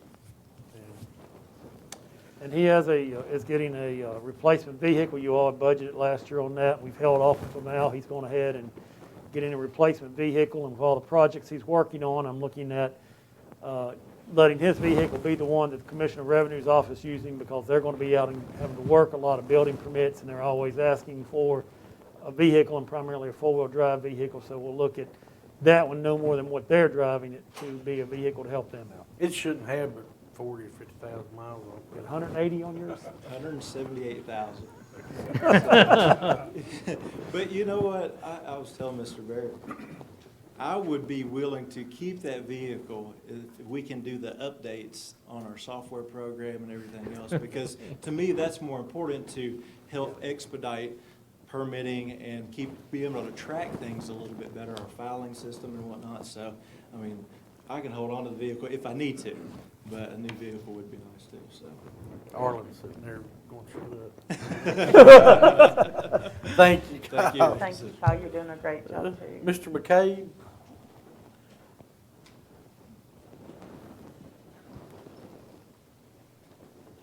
Good evening, board. How's everybody going? It's been very busy for me. Most of you know, I hit the ground running, and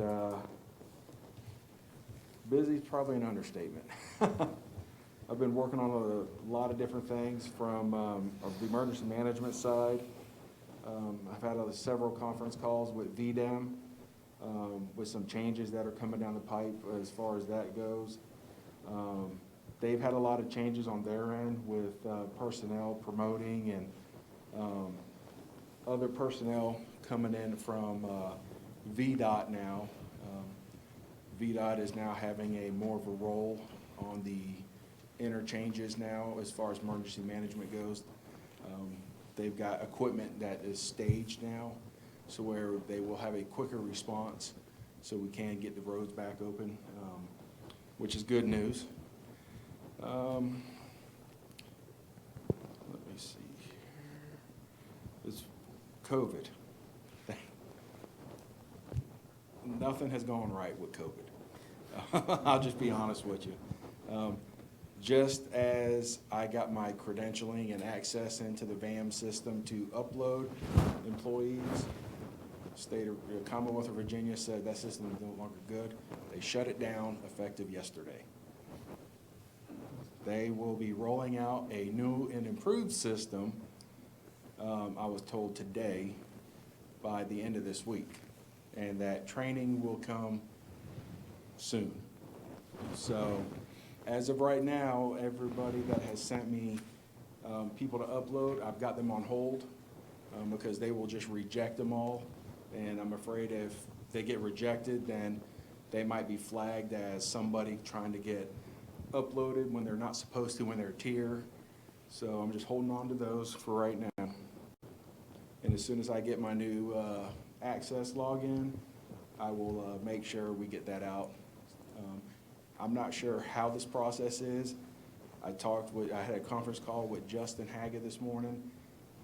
VDEM doesn't even know how this process is going.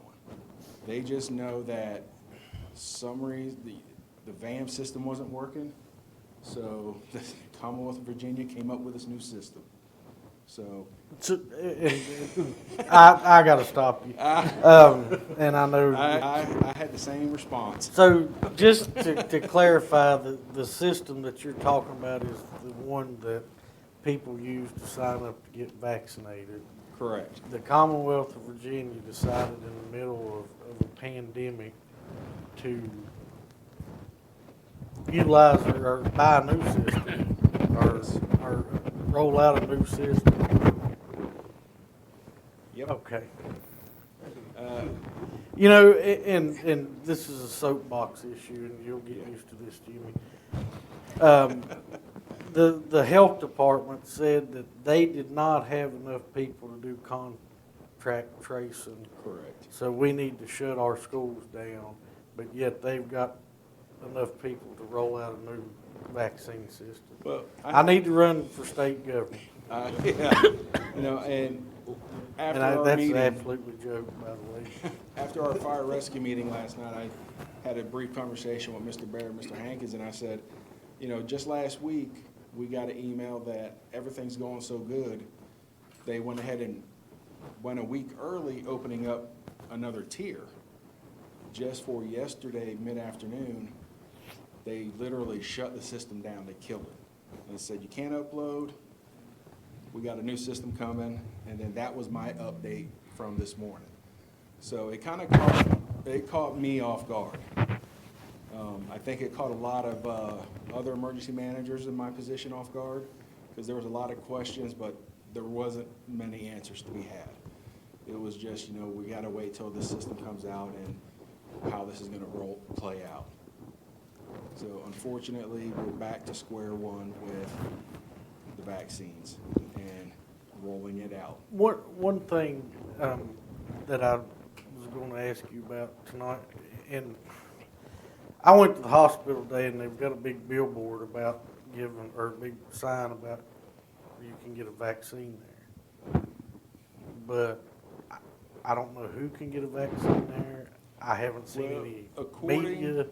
According to Mount Rogers, the guidance that was given to myself and Mr. Hankins and Mr. Bear was they set it up on the tier level. So tier one was emergency responders, law enforcement, and people that were at high risk of contact with other people. From the beginning of it, when we were starting to get our foot in the door with Mount Rogers and getting the access to VAMs, the Department of Health, they called and said that Rural Retreat, they've already self-registered, they're done. Lead Mines Rescue, they told me the same thing. So I verified with them again, and they said yes. We even had a conference call with Crystal Milhorn, and she even said the same thing. A week later, nobody has contacted Rural Retreat from Department of Health. Same thing with lead mines. I just got a Rural Retreat log today to be uploaded. It's just been a real debacle. And you can point fingers at everybody, but I don't know where the breakdown starts at. That's just the God's honest truth. And the 75 and over group are, we're not doing them, they're not through us, they were all through the local pharmacies or departments, and it was a challenge for some finding access to, you know, unfortunately, I know a lot of places were helping them, at least they walk in the door and they would help them get logged into the system. Well, and Jimmy, I understand you don't know where to point fingers, but when the governor goes on TV and says, "Hey, we're going to start including 65 plus," we're going to drop it down from 75, 65 plus, and then the state of Virginia, which is an arm of the governor, doesn't send enough vaccines to Mount Rogers Health District. Right. I can tell you where you need to point the finger. Yeah. Well, Mount Rogers, they sent out an email when the governor said 65 and older. Mount Rogers sent out an email pretty much saying there's no way. He didn't consult with nobody. There's no way we could meet that need. We're only allocated X amount of vaccines. 2,000. 2,000 per week. And That's Mount Rogers District, Yeah. not Wythe County. That's the whole county.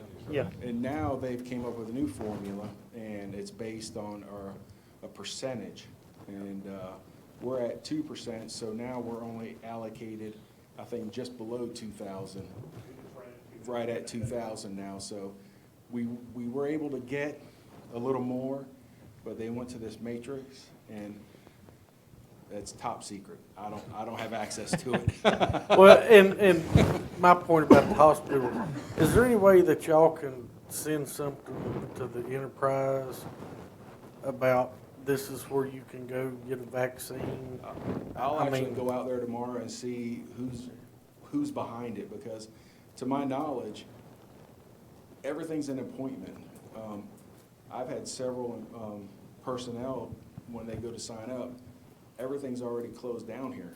So they're having to go to West Virginia to get vaccinated. I don't think that's right.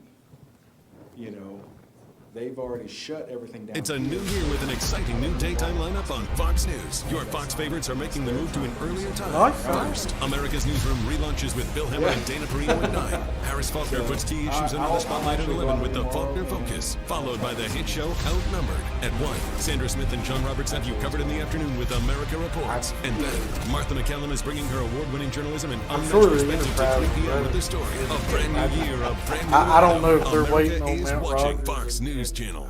I don't know. Right. It's, I understand. Joining our coverage, Kentucky Senator Rand Paul, who serves on the Foreign Relations Committee and I mean, call me crazy, if you're gonna build this pandemic up the way that it's been built when the vaccine gets, you should really advertise to the citizens where to go to get it.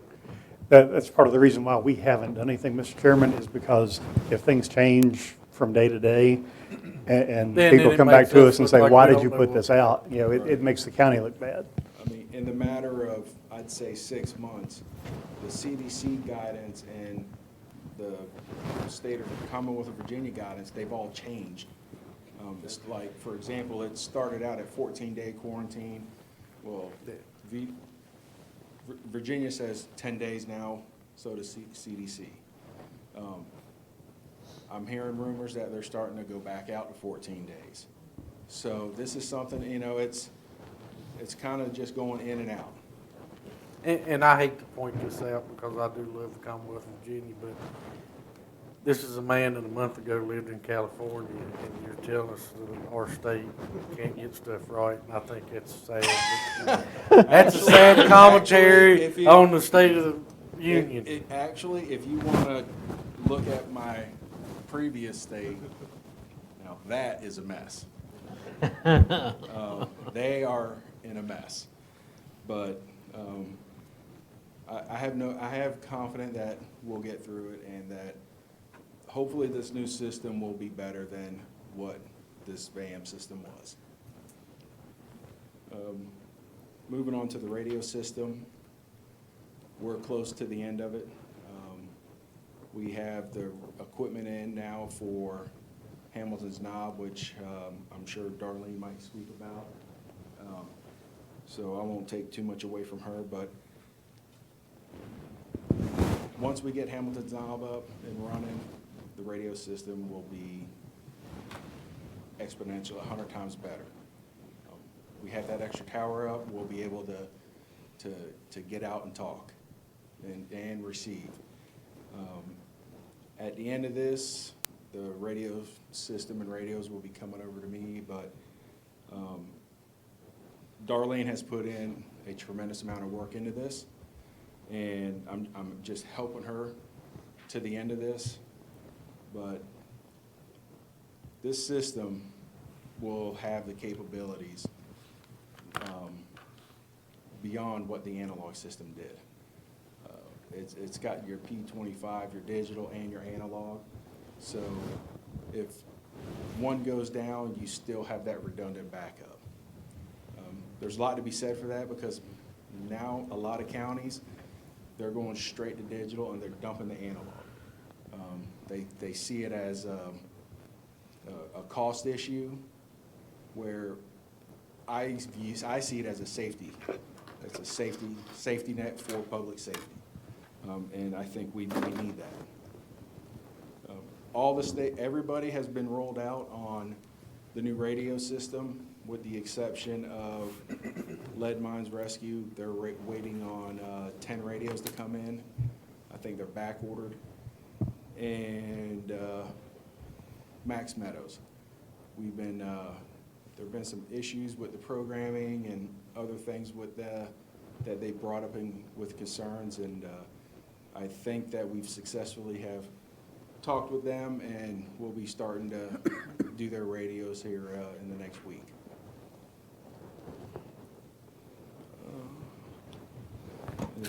And now we'll move to the fire department. It's been busy with the fire departments. Been all the pump testing that was started prior to my arrival is done. The pump repairs. All the trucks are in good running order as far as their fire pumps and being able to pass their inspections. On February 1st, we're starting ladder inspection per NFPA guidelines.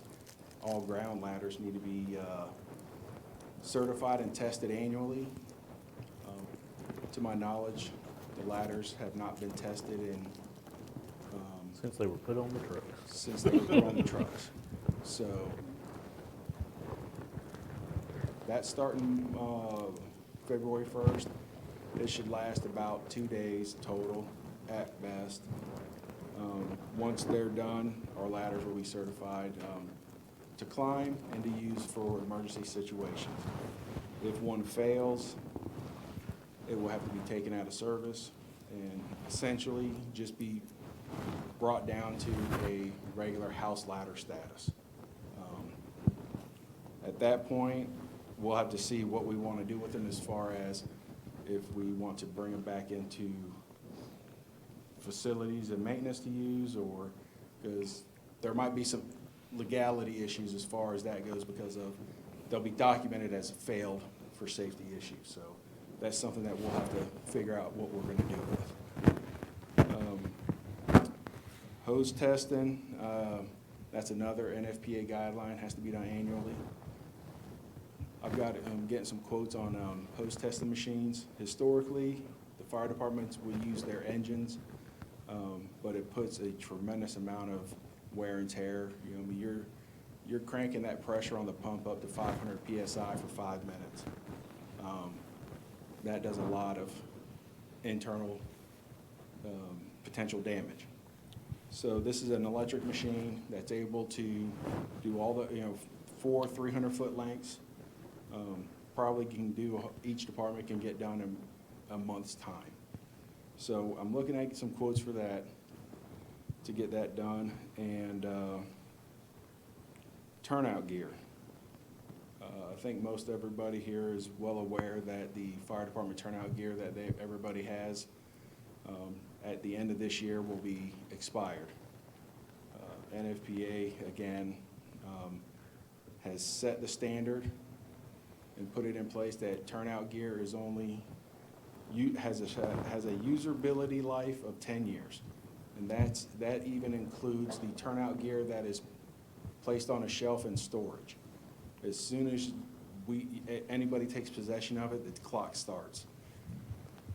With that being said, we do already have departments that have personnel in expired turnout gear. We've been having some vendors come in, demo some gear. I'll be coming to Mr. Bear with some pricing on it, but we're looking at the entire department, everybody, close to 125 sets, and that's coat, pants, boots, and helmet. NFPA, over the years, they're becoming a lot more strict as far as how long the life expectancy is of everything. They put everything through all these tests, but at the end of the day, should some of this gear be technically out of service? I don't think so, but on the legal side and everything else, I have to follow that guidance. And just give a rough number of what that cost is. $350,000. Now, I could tell you was dancing around it. He didn't want to put it out there. well, and I just got that in today. And that's lower than I thought. That's lower than what I thought you were going to say. So, Yeah. I thought you were going to say It's- $500,000. It's a lot lower than I was thinking. I was looking at $500,000. And the reason it's that's the cost is because when the gear was bought 10 years ago, there was no forethought to start a gear rotation process. So now we're tasked with doing the same thing again, but this time, 5 years down the road, we will purchase half of that amount so we can start the gear rotation. And what'll happen is that we'll have roughly 40 to 50 sets that will be, cleaned and put up. So if anybody does have a damaged set of gear or has contamination, it can just get pulled out of storage and used. It's a big upfront cost. I get it, but it's one of those necessary evils. Well, it's a lot cheaper than having to pay the fire department. We appreciate the men and women that come out here and do it for free. And if it's a piece of equipment that's needed to ensure their safety, we need to make it happen. I agree. And all that, and that is it. Those were my highlights from my report. Does anybody have any questions for Mr. McCabe? So the COVID vaccines have been shut down for Wythe now, is that what you said? From what I gathered from my conference call with VDEM, that there's no vaccines being done right now. That we gotta wait until this new system comes online. Yesterday, I got an email that there's 31 people between the school board and the county that need their second dose, and I have the secret email link to give them, but I can't give it to them until they approach me. Okay. Now, and are they going to send you like a decoder ring? Or how's this? it's I told this to Mr. Hankins and Mr. Bear last night. I said, I don't know, how am I supposed to know who these people are? And it says, do not give this out. So I'm tasked also with trying to find these 31 people, because they're allowed to get their second dose if they were done on 2/9, by 2/9. So I got my work cut out for me. Well, it's a good opportunity to learn the county. Yeah. I'll say the school, I believe, already has a day, what is it? February 9th, half a day because of the vaccine. Yes. Yeah. But like 9th and 12th, I think. Does anybody else have anything for Mr. McCabe? I just want to say thank you, Mr. McKay. You're welcome. You're doing an excellent job, and also Thank you. appreciate that. I've heard nothing but good things.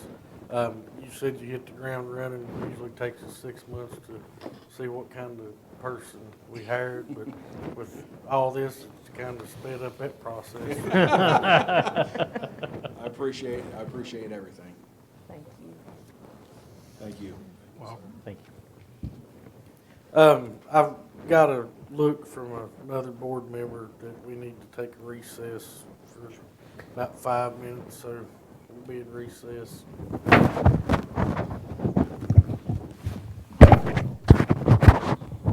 Session, Ms. Lang. Good evening. Good evening. Hello. The mic's off? No, mine, I was trying to get mine Okay. on so I could say good evening to you. I was hoping the mic was off. I didn't collect any revenue last month. I don't have any good figures for Ever you. since the state said we couldn't charge a quarter for his 911 calls. Oh, yeah, that's coming. As far as the radio system goes, I know that I spoke to you all 5 months ago, back in August.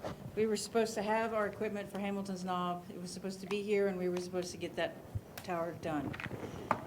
That stuff sat in limbo. Half of it was on the East Coast, half of it was on the West Coast.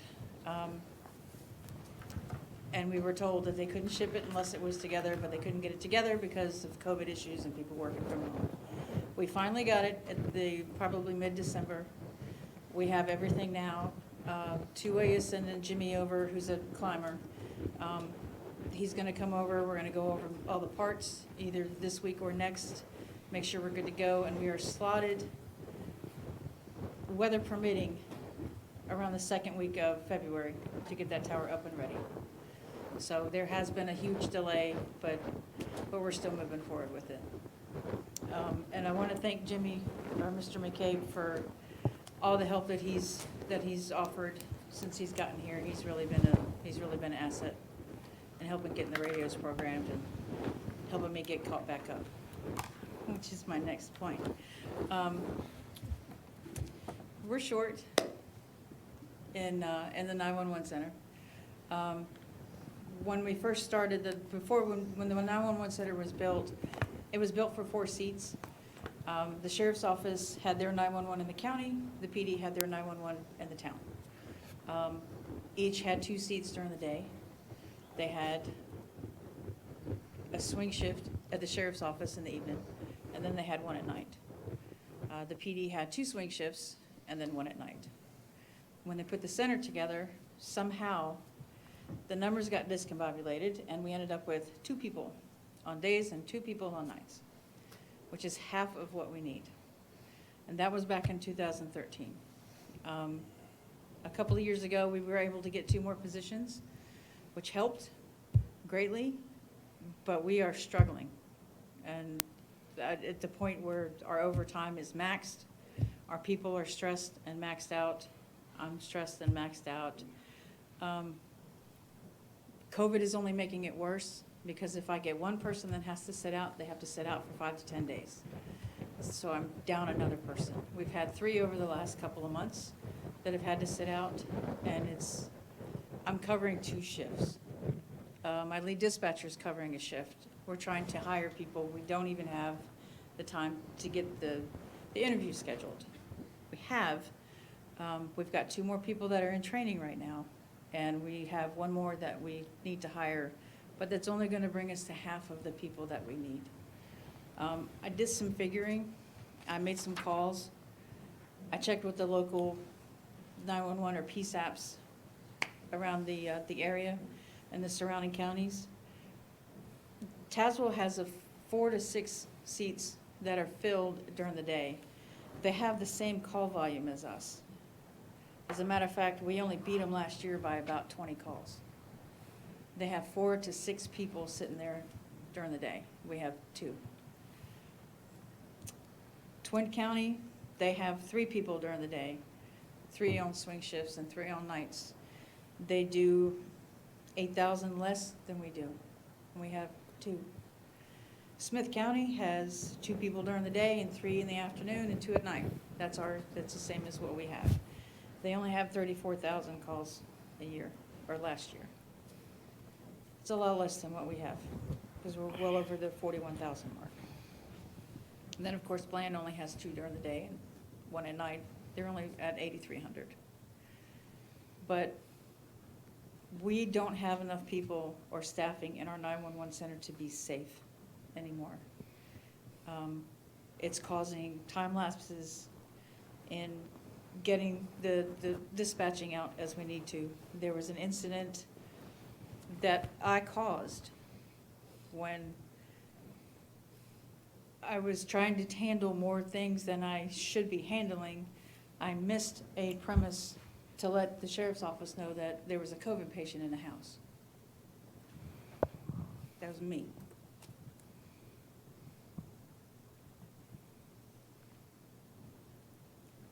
It's unacceptable.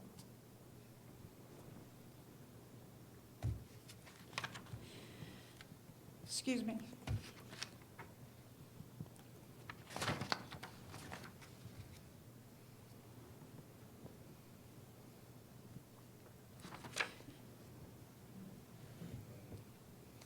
We need about 4 more positions. I'm humbly asking for 2 tonight. I'm not budgeted for it. I'm asking for extra money and extra funds so that I can get those 2 people and get them trained, because summer's coming.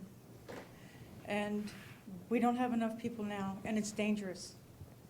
It's dangerous to the citizens, and it's dangerous to the guys that have to respond.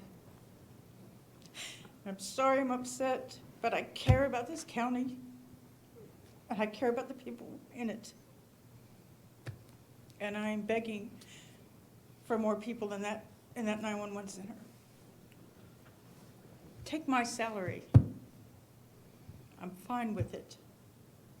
Take all of it. I will work for free for a year. Take it. If that's going to help to get more people in that center, take it.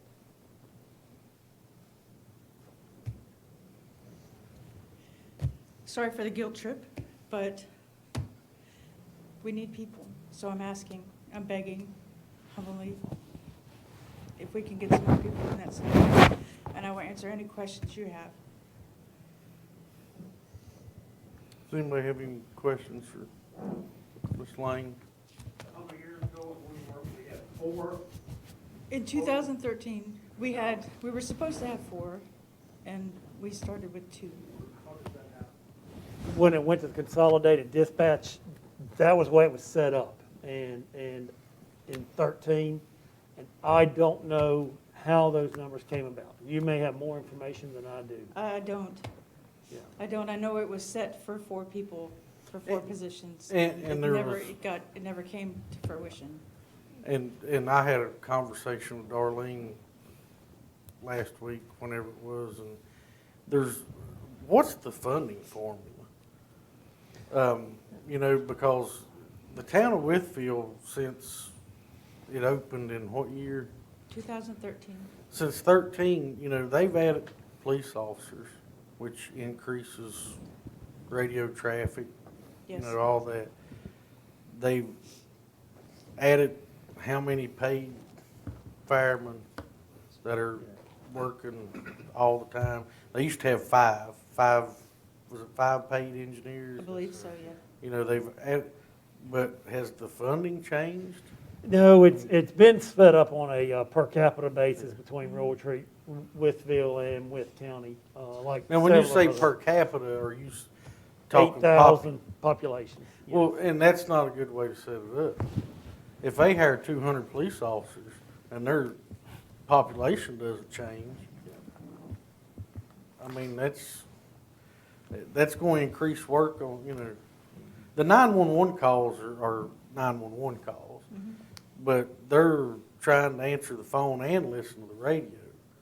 And of course, you know, I know the 911 calls have increased, but I mean, I think that's something we need to revisit, you know, with the towns.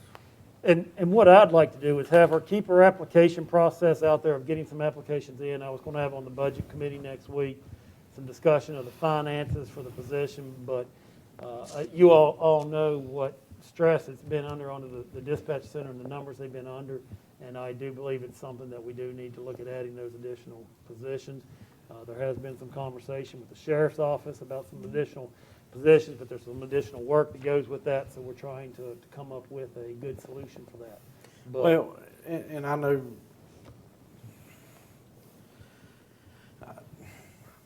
we like to save money, but 2 hours ago, we just had a gentleman in here patting us on the back about how much money we got. Yep. If she needs 2 people, let's give her 2 people.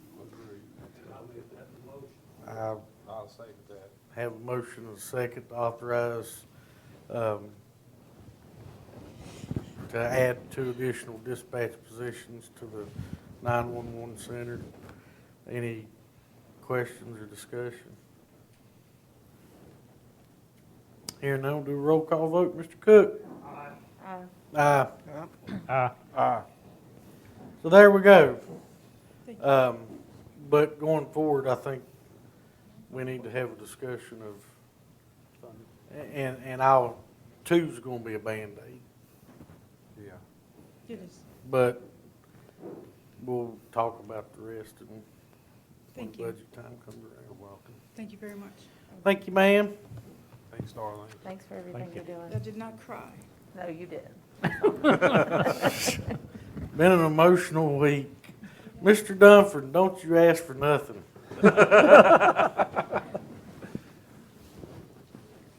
afternoon, Board. I've got a bureau report that I have to send in to Richmond for the state. It's from January 1st, 2020 to December 31st, 2020. And I'm just going to give you some numbers up to there. When we started on hand beginning of January, we had 10. We ended up picking up 149 strays. We had 121 that was surrendered by the owners. We received 44 from land, which gave us a total of 324. The dogs reclaimed by owners was 106. We adopted out 18. We transferred 186 to our local rescues. And then our euthanasia was only 7 for the year out of 324. So that's real low. Remember, those were actually all court case dogs too, court order. So, right now, we're staying pretty busy too with, I guess, the weather and the new changes in the laws with temperature-wise on pets being outside, inside, when they can, when they can't. Tailoring laws changed from, it's like 12 feet to now it's 15 feet where they can be outside. If it's below 32, they have to be inside. Then that goes back to on the shelter of my 14 pens with, which we take Town of Blaine County and Wythe County's dogs. I'm still holding 5 court case dogs right now. Still got circuit court on 2 in the morning. Blaine County brought 1 in Monday, first of the week. It's going to be on a court case too, so I don't know how long I'll have it. But I guess, sometime we can take a look at the shelter thing. I know we got it in the CIP, I think, coming up to talk about. We'll keep that in our thoughts there. That's the only thing I'm gonna ask for, Brian. We've discussed it.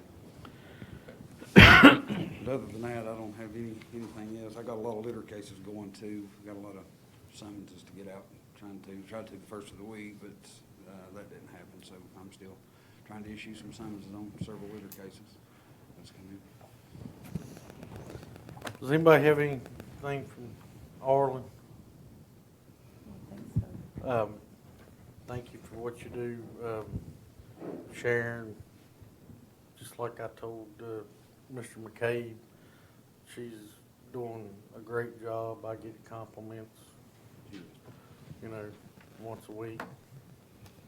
Somebody talks about what a good job she's doing, so express our appreciation. And I think Major Klein addressed the cow in the road issue. He did. And I haven't heard any more calls. I think they've got a new owner. So, Yeah. and we haven't had a call come through our office. But, knock on wood. So, thank you, Arlen. Thank you. And thank y'all for helping me with my equipment, updating my equipment. Appreciate it. Thank y'all. Thank you, sir. Next item is Water Committee report. All right, the Water Committee met on January 19th, 2021, and recommends the following. First is providing a 90-day waiver on residential connection fees for the Ricky Road Water Extension Project. This is the same extension that we've done same waiver that we've done on all the other. Coming from a committee, it doesn't need a second. Any questions or discussion? Here now, we'll do a roll call vote. Mr. Terry? Aye. Aye. Aye. Aye. So approved. Second thing is approving the attached industrial wastewater service agreements for Sonic America, Amcor Pet Packaging, and CVS Manufacturing, PepsiCo, Blue Ridge Gatorade Facility. Mr. Bear, is there anything you want to proffer on that? Basically, all of our plants, all of these projects have these pre-treatment industrial agreements out there. They were all needing to be updated. If you read through the summary from Mr. Crisp on page 61, you will see some of the highlights of SOMIC, lowered the ammonia nitrogen, the Amcor removed requirement for daily and maximum flow measurements. And SVC Gatorade has got the largest change, and that's part of, they've gone through a reclamation process, but basically changing some of the ammonia and nitrogen limit. And a lot of these things are all limiting what comes to our plant, because we've got changes at our plant of those limits that are going in there. But basically, we work with a consulting firm that works with us, and we've been working with the companies and recommend approval of all three of these permits. Coming from committee, it doesn't need a second. Any other questions or discussion? Have we gotten back confirmation from all of them that they agree to the? From my understanding, they all have accepted the changes. Okay. I was thinking there was one that hadn't last week, but I was hoping we had. Okay. Thank you, sir. Anything else? Here and then we'll do a roll call vote. Mr. Cook? Aye. Aye. Aye. Aye. So approved. Anything else from the Water Committee? I believe that was it. Next item on the agenda is new business. We have the consent calendar. Make a motion to approve. Have a motion, have a second. Second. Any questions or discussion? Hearing none, we'll do a roll call vote. Mr. Terry? Aye. Aye. Yep. Aye. So approved. Next is the New River Regional Water Authority fiscal year 20 financial report. Do we just need to? Just need to accept it, Mr. Chairman. Yes, sir. It's a good report. No issues. Entertain a motion to accept as presented. So moved. Have a motion, have a second. Second. Any questions or discussion? Here now, we'll do a roll call vote. Mr. Cook? Aye. Aye. Aye. Next is staff reports, county administrator.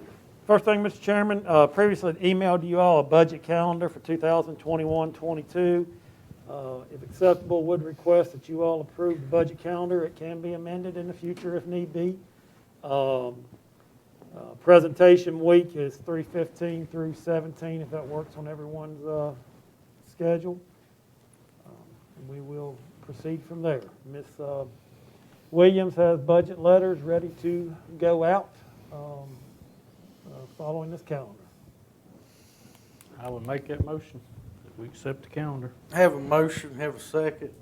Second. Is there any questions or discussion? Hearing none, all in favor signify by saying aye.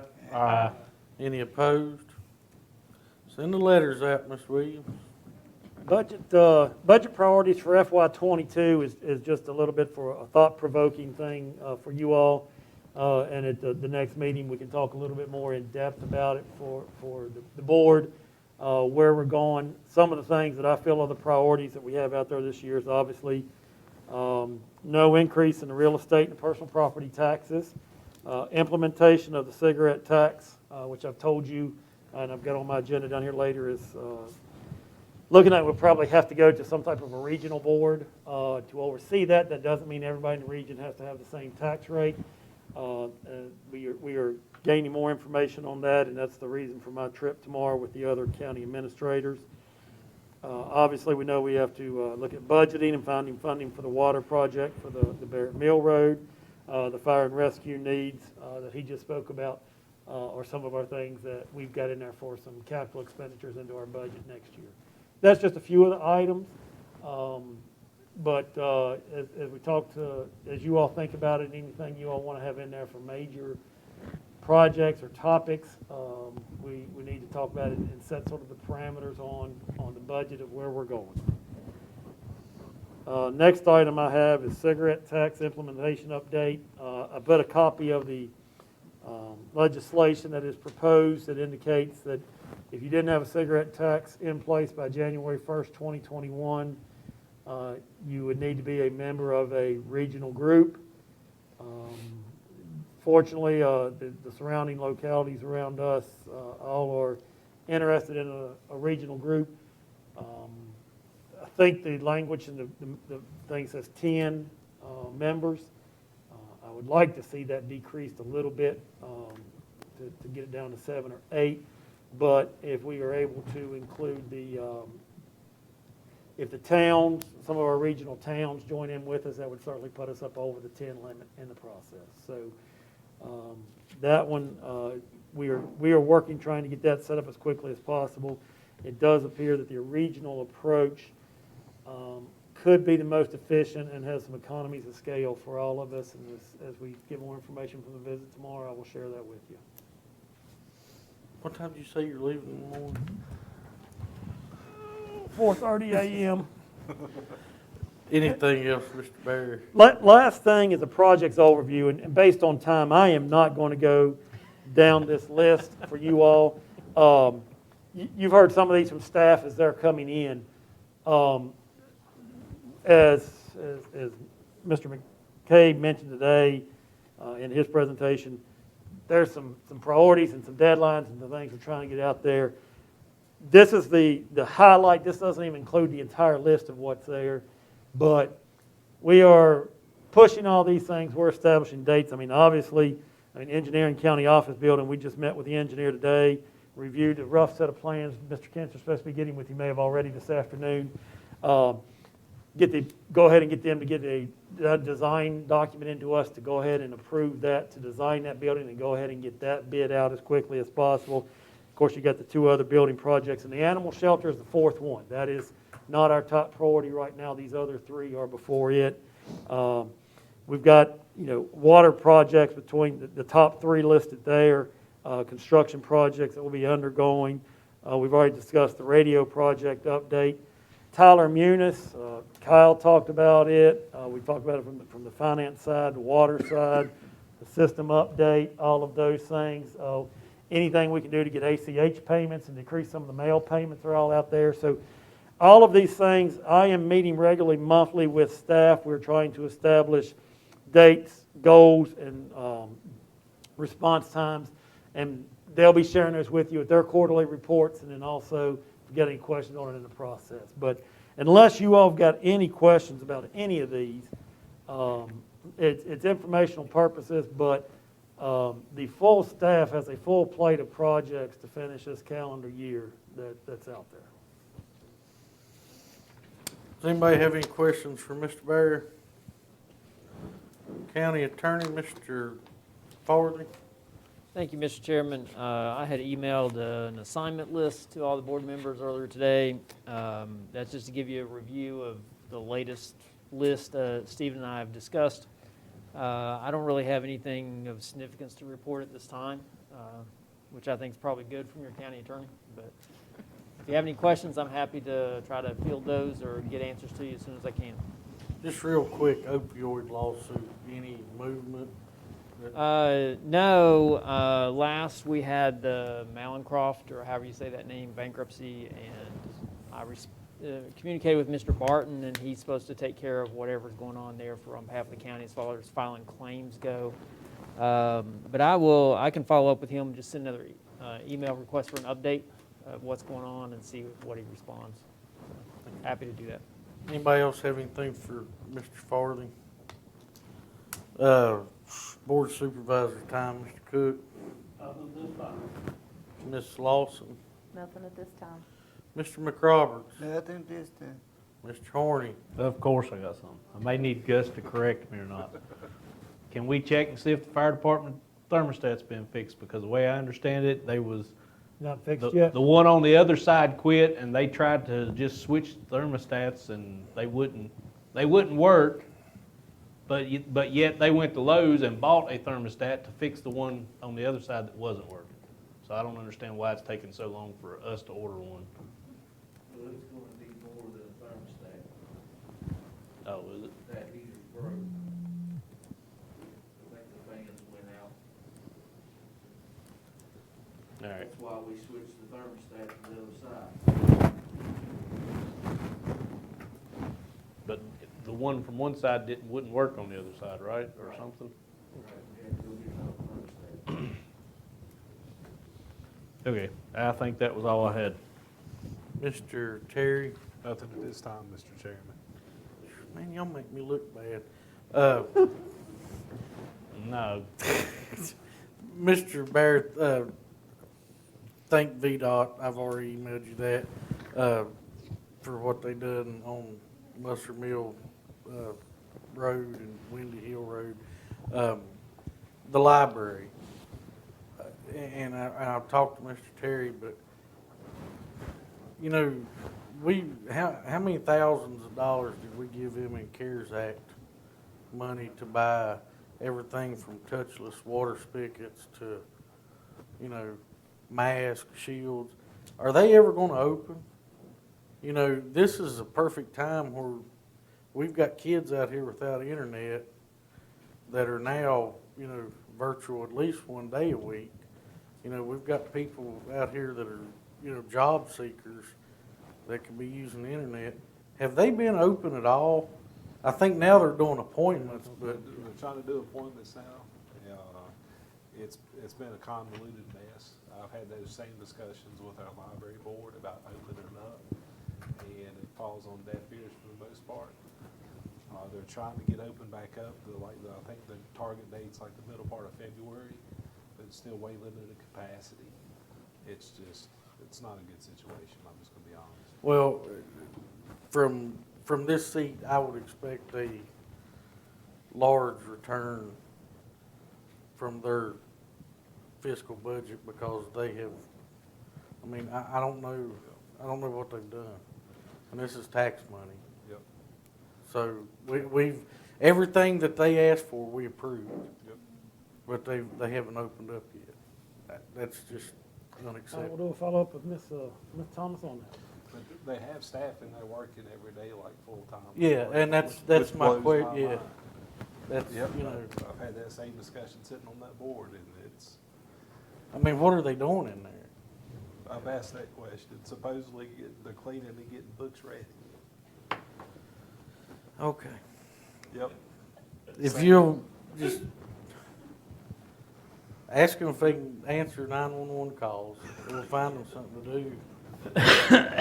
I mean, we could have paid for one dispatcher out of what we gave them for CARES Act.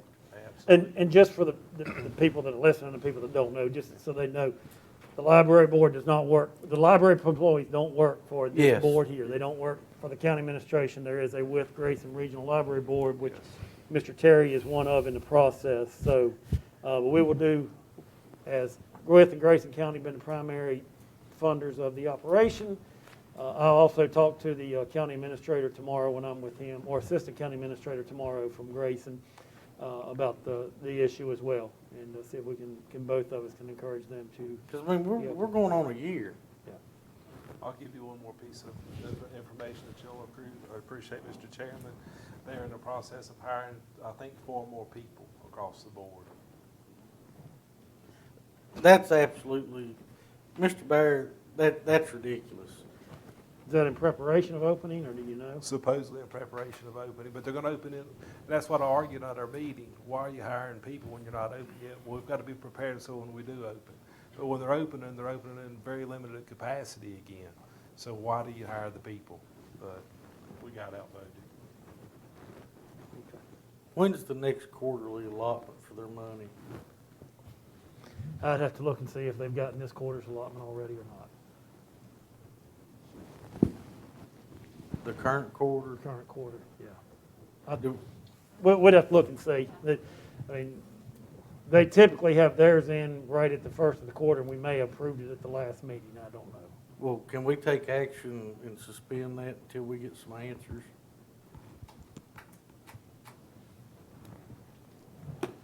Let me look and see what we spent. That was an odd look. I'm not sure. Well, if you've already written a check, no, you can't.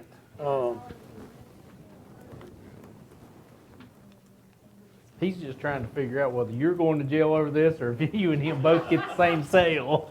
Well, if they lock me up for taking a stand over wasting tax money, then I guess maybe I'll be in there with. Yeah, that's. Nowadays, would that surprise you? No. That facilities are about as bad as Richmond, Mr. Chairman. I'll just be honest. What I'll do, Mr. Chairman, I'll look the information up. If we have not provided it yet, then we will withhold payment at that point in time. We'll put a hold on it until we do it. If it's paid 3 quarters already, it's the 4th quarter. We'll see if we have answers before we get to the 4th quarter request. All right, I'm sorry. Anybody, we, next on the agenda is closed meeting. I'll entertain a motion to go into closed session under 2.2-3711.8.5 Economic Development to discuss projects panel, Honeybee, R Squared, Diego, and others. It sounds like he's just making up names. So I'll moved. make- Have a motion, have a second. Second. All in favor signify by saying aye. Any opposed? We're now in closed session. Do a roll call vote. Mr. Terry? Aye. Aye. Aye. Now in open session, Mr. McRoberts. All right, resolution Wait a minute, are we certification. on or whatever? So Corey don't have to read this twice. I got mine on, don't I? Yep.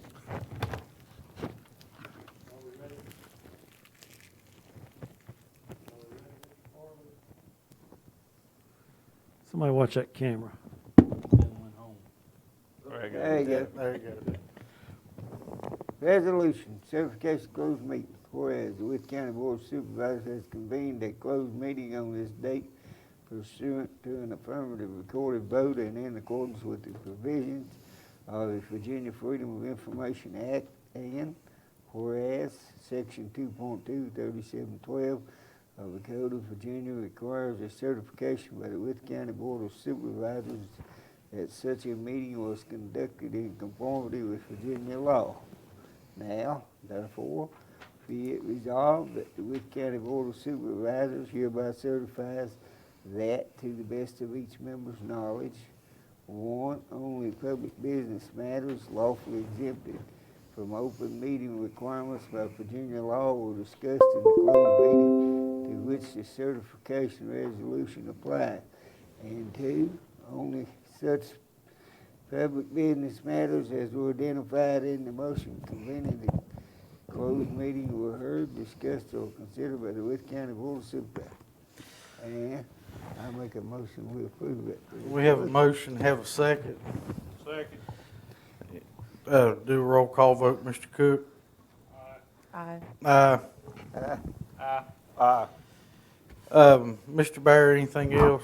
Yes, sir, Mr. Chairman. Mr. Farthing? Mr. Hankins? Ms. Collins? Go ahead, I'm sorry.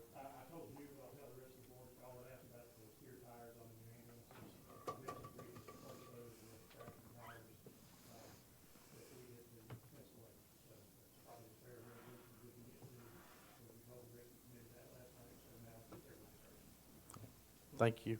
Ms. Collins, you have anything? It's been a long meeting. I appreciate everybody. One last thing, I would open the floor up for a motion that we recess in the honor and memory of Logan Tyler Smith. Make that motion, Mr. Chair. Have a motion, have a second. Second. All those in favor signify by saying aye. Aye. Any opposed? We're in recess until January 28th at 5:30 p.m. Thank you.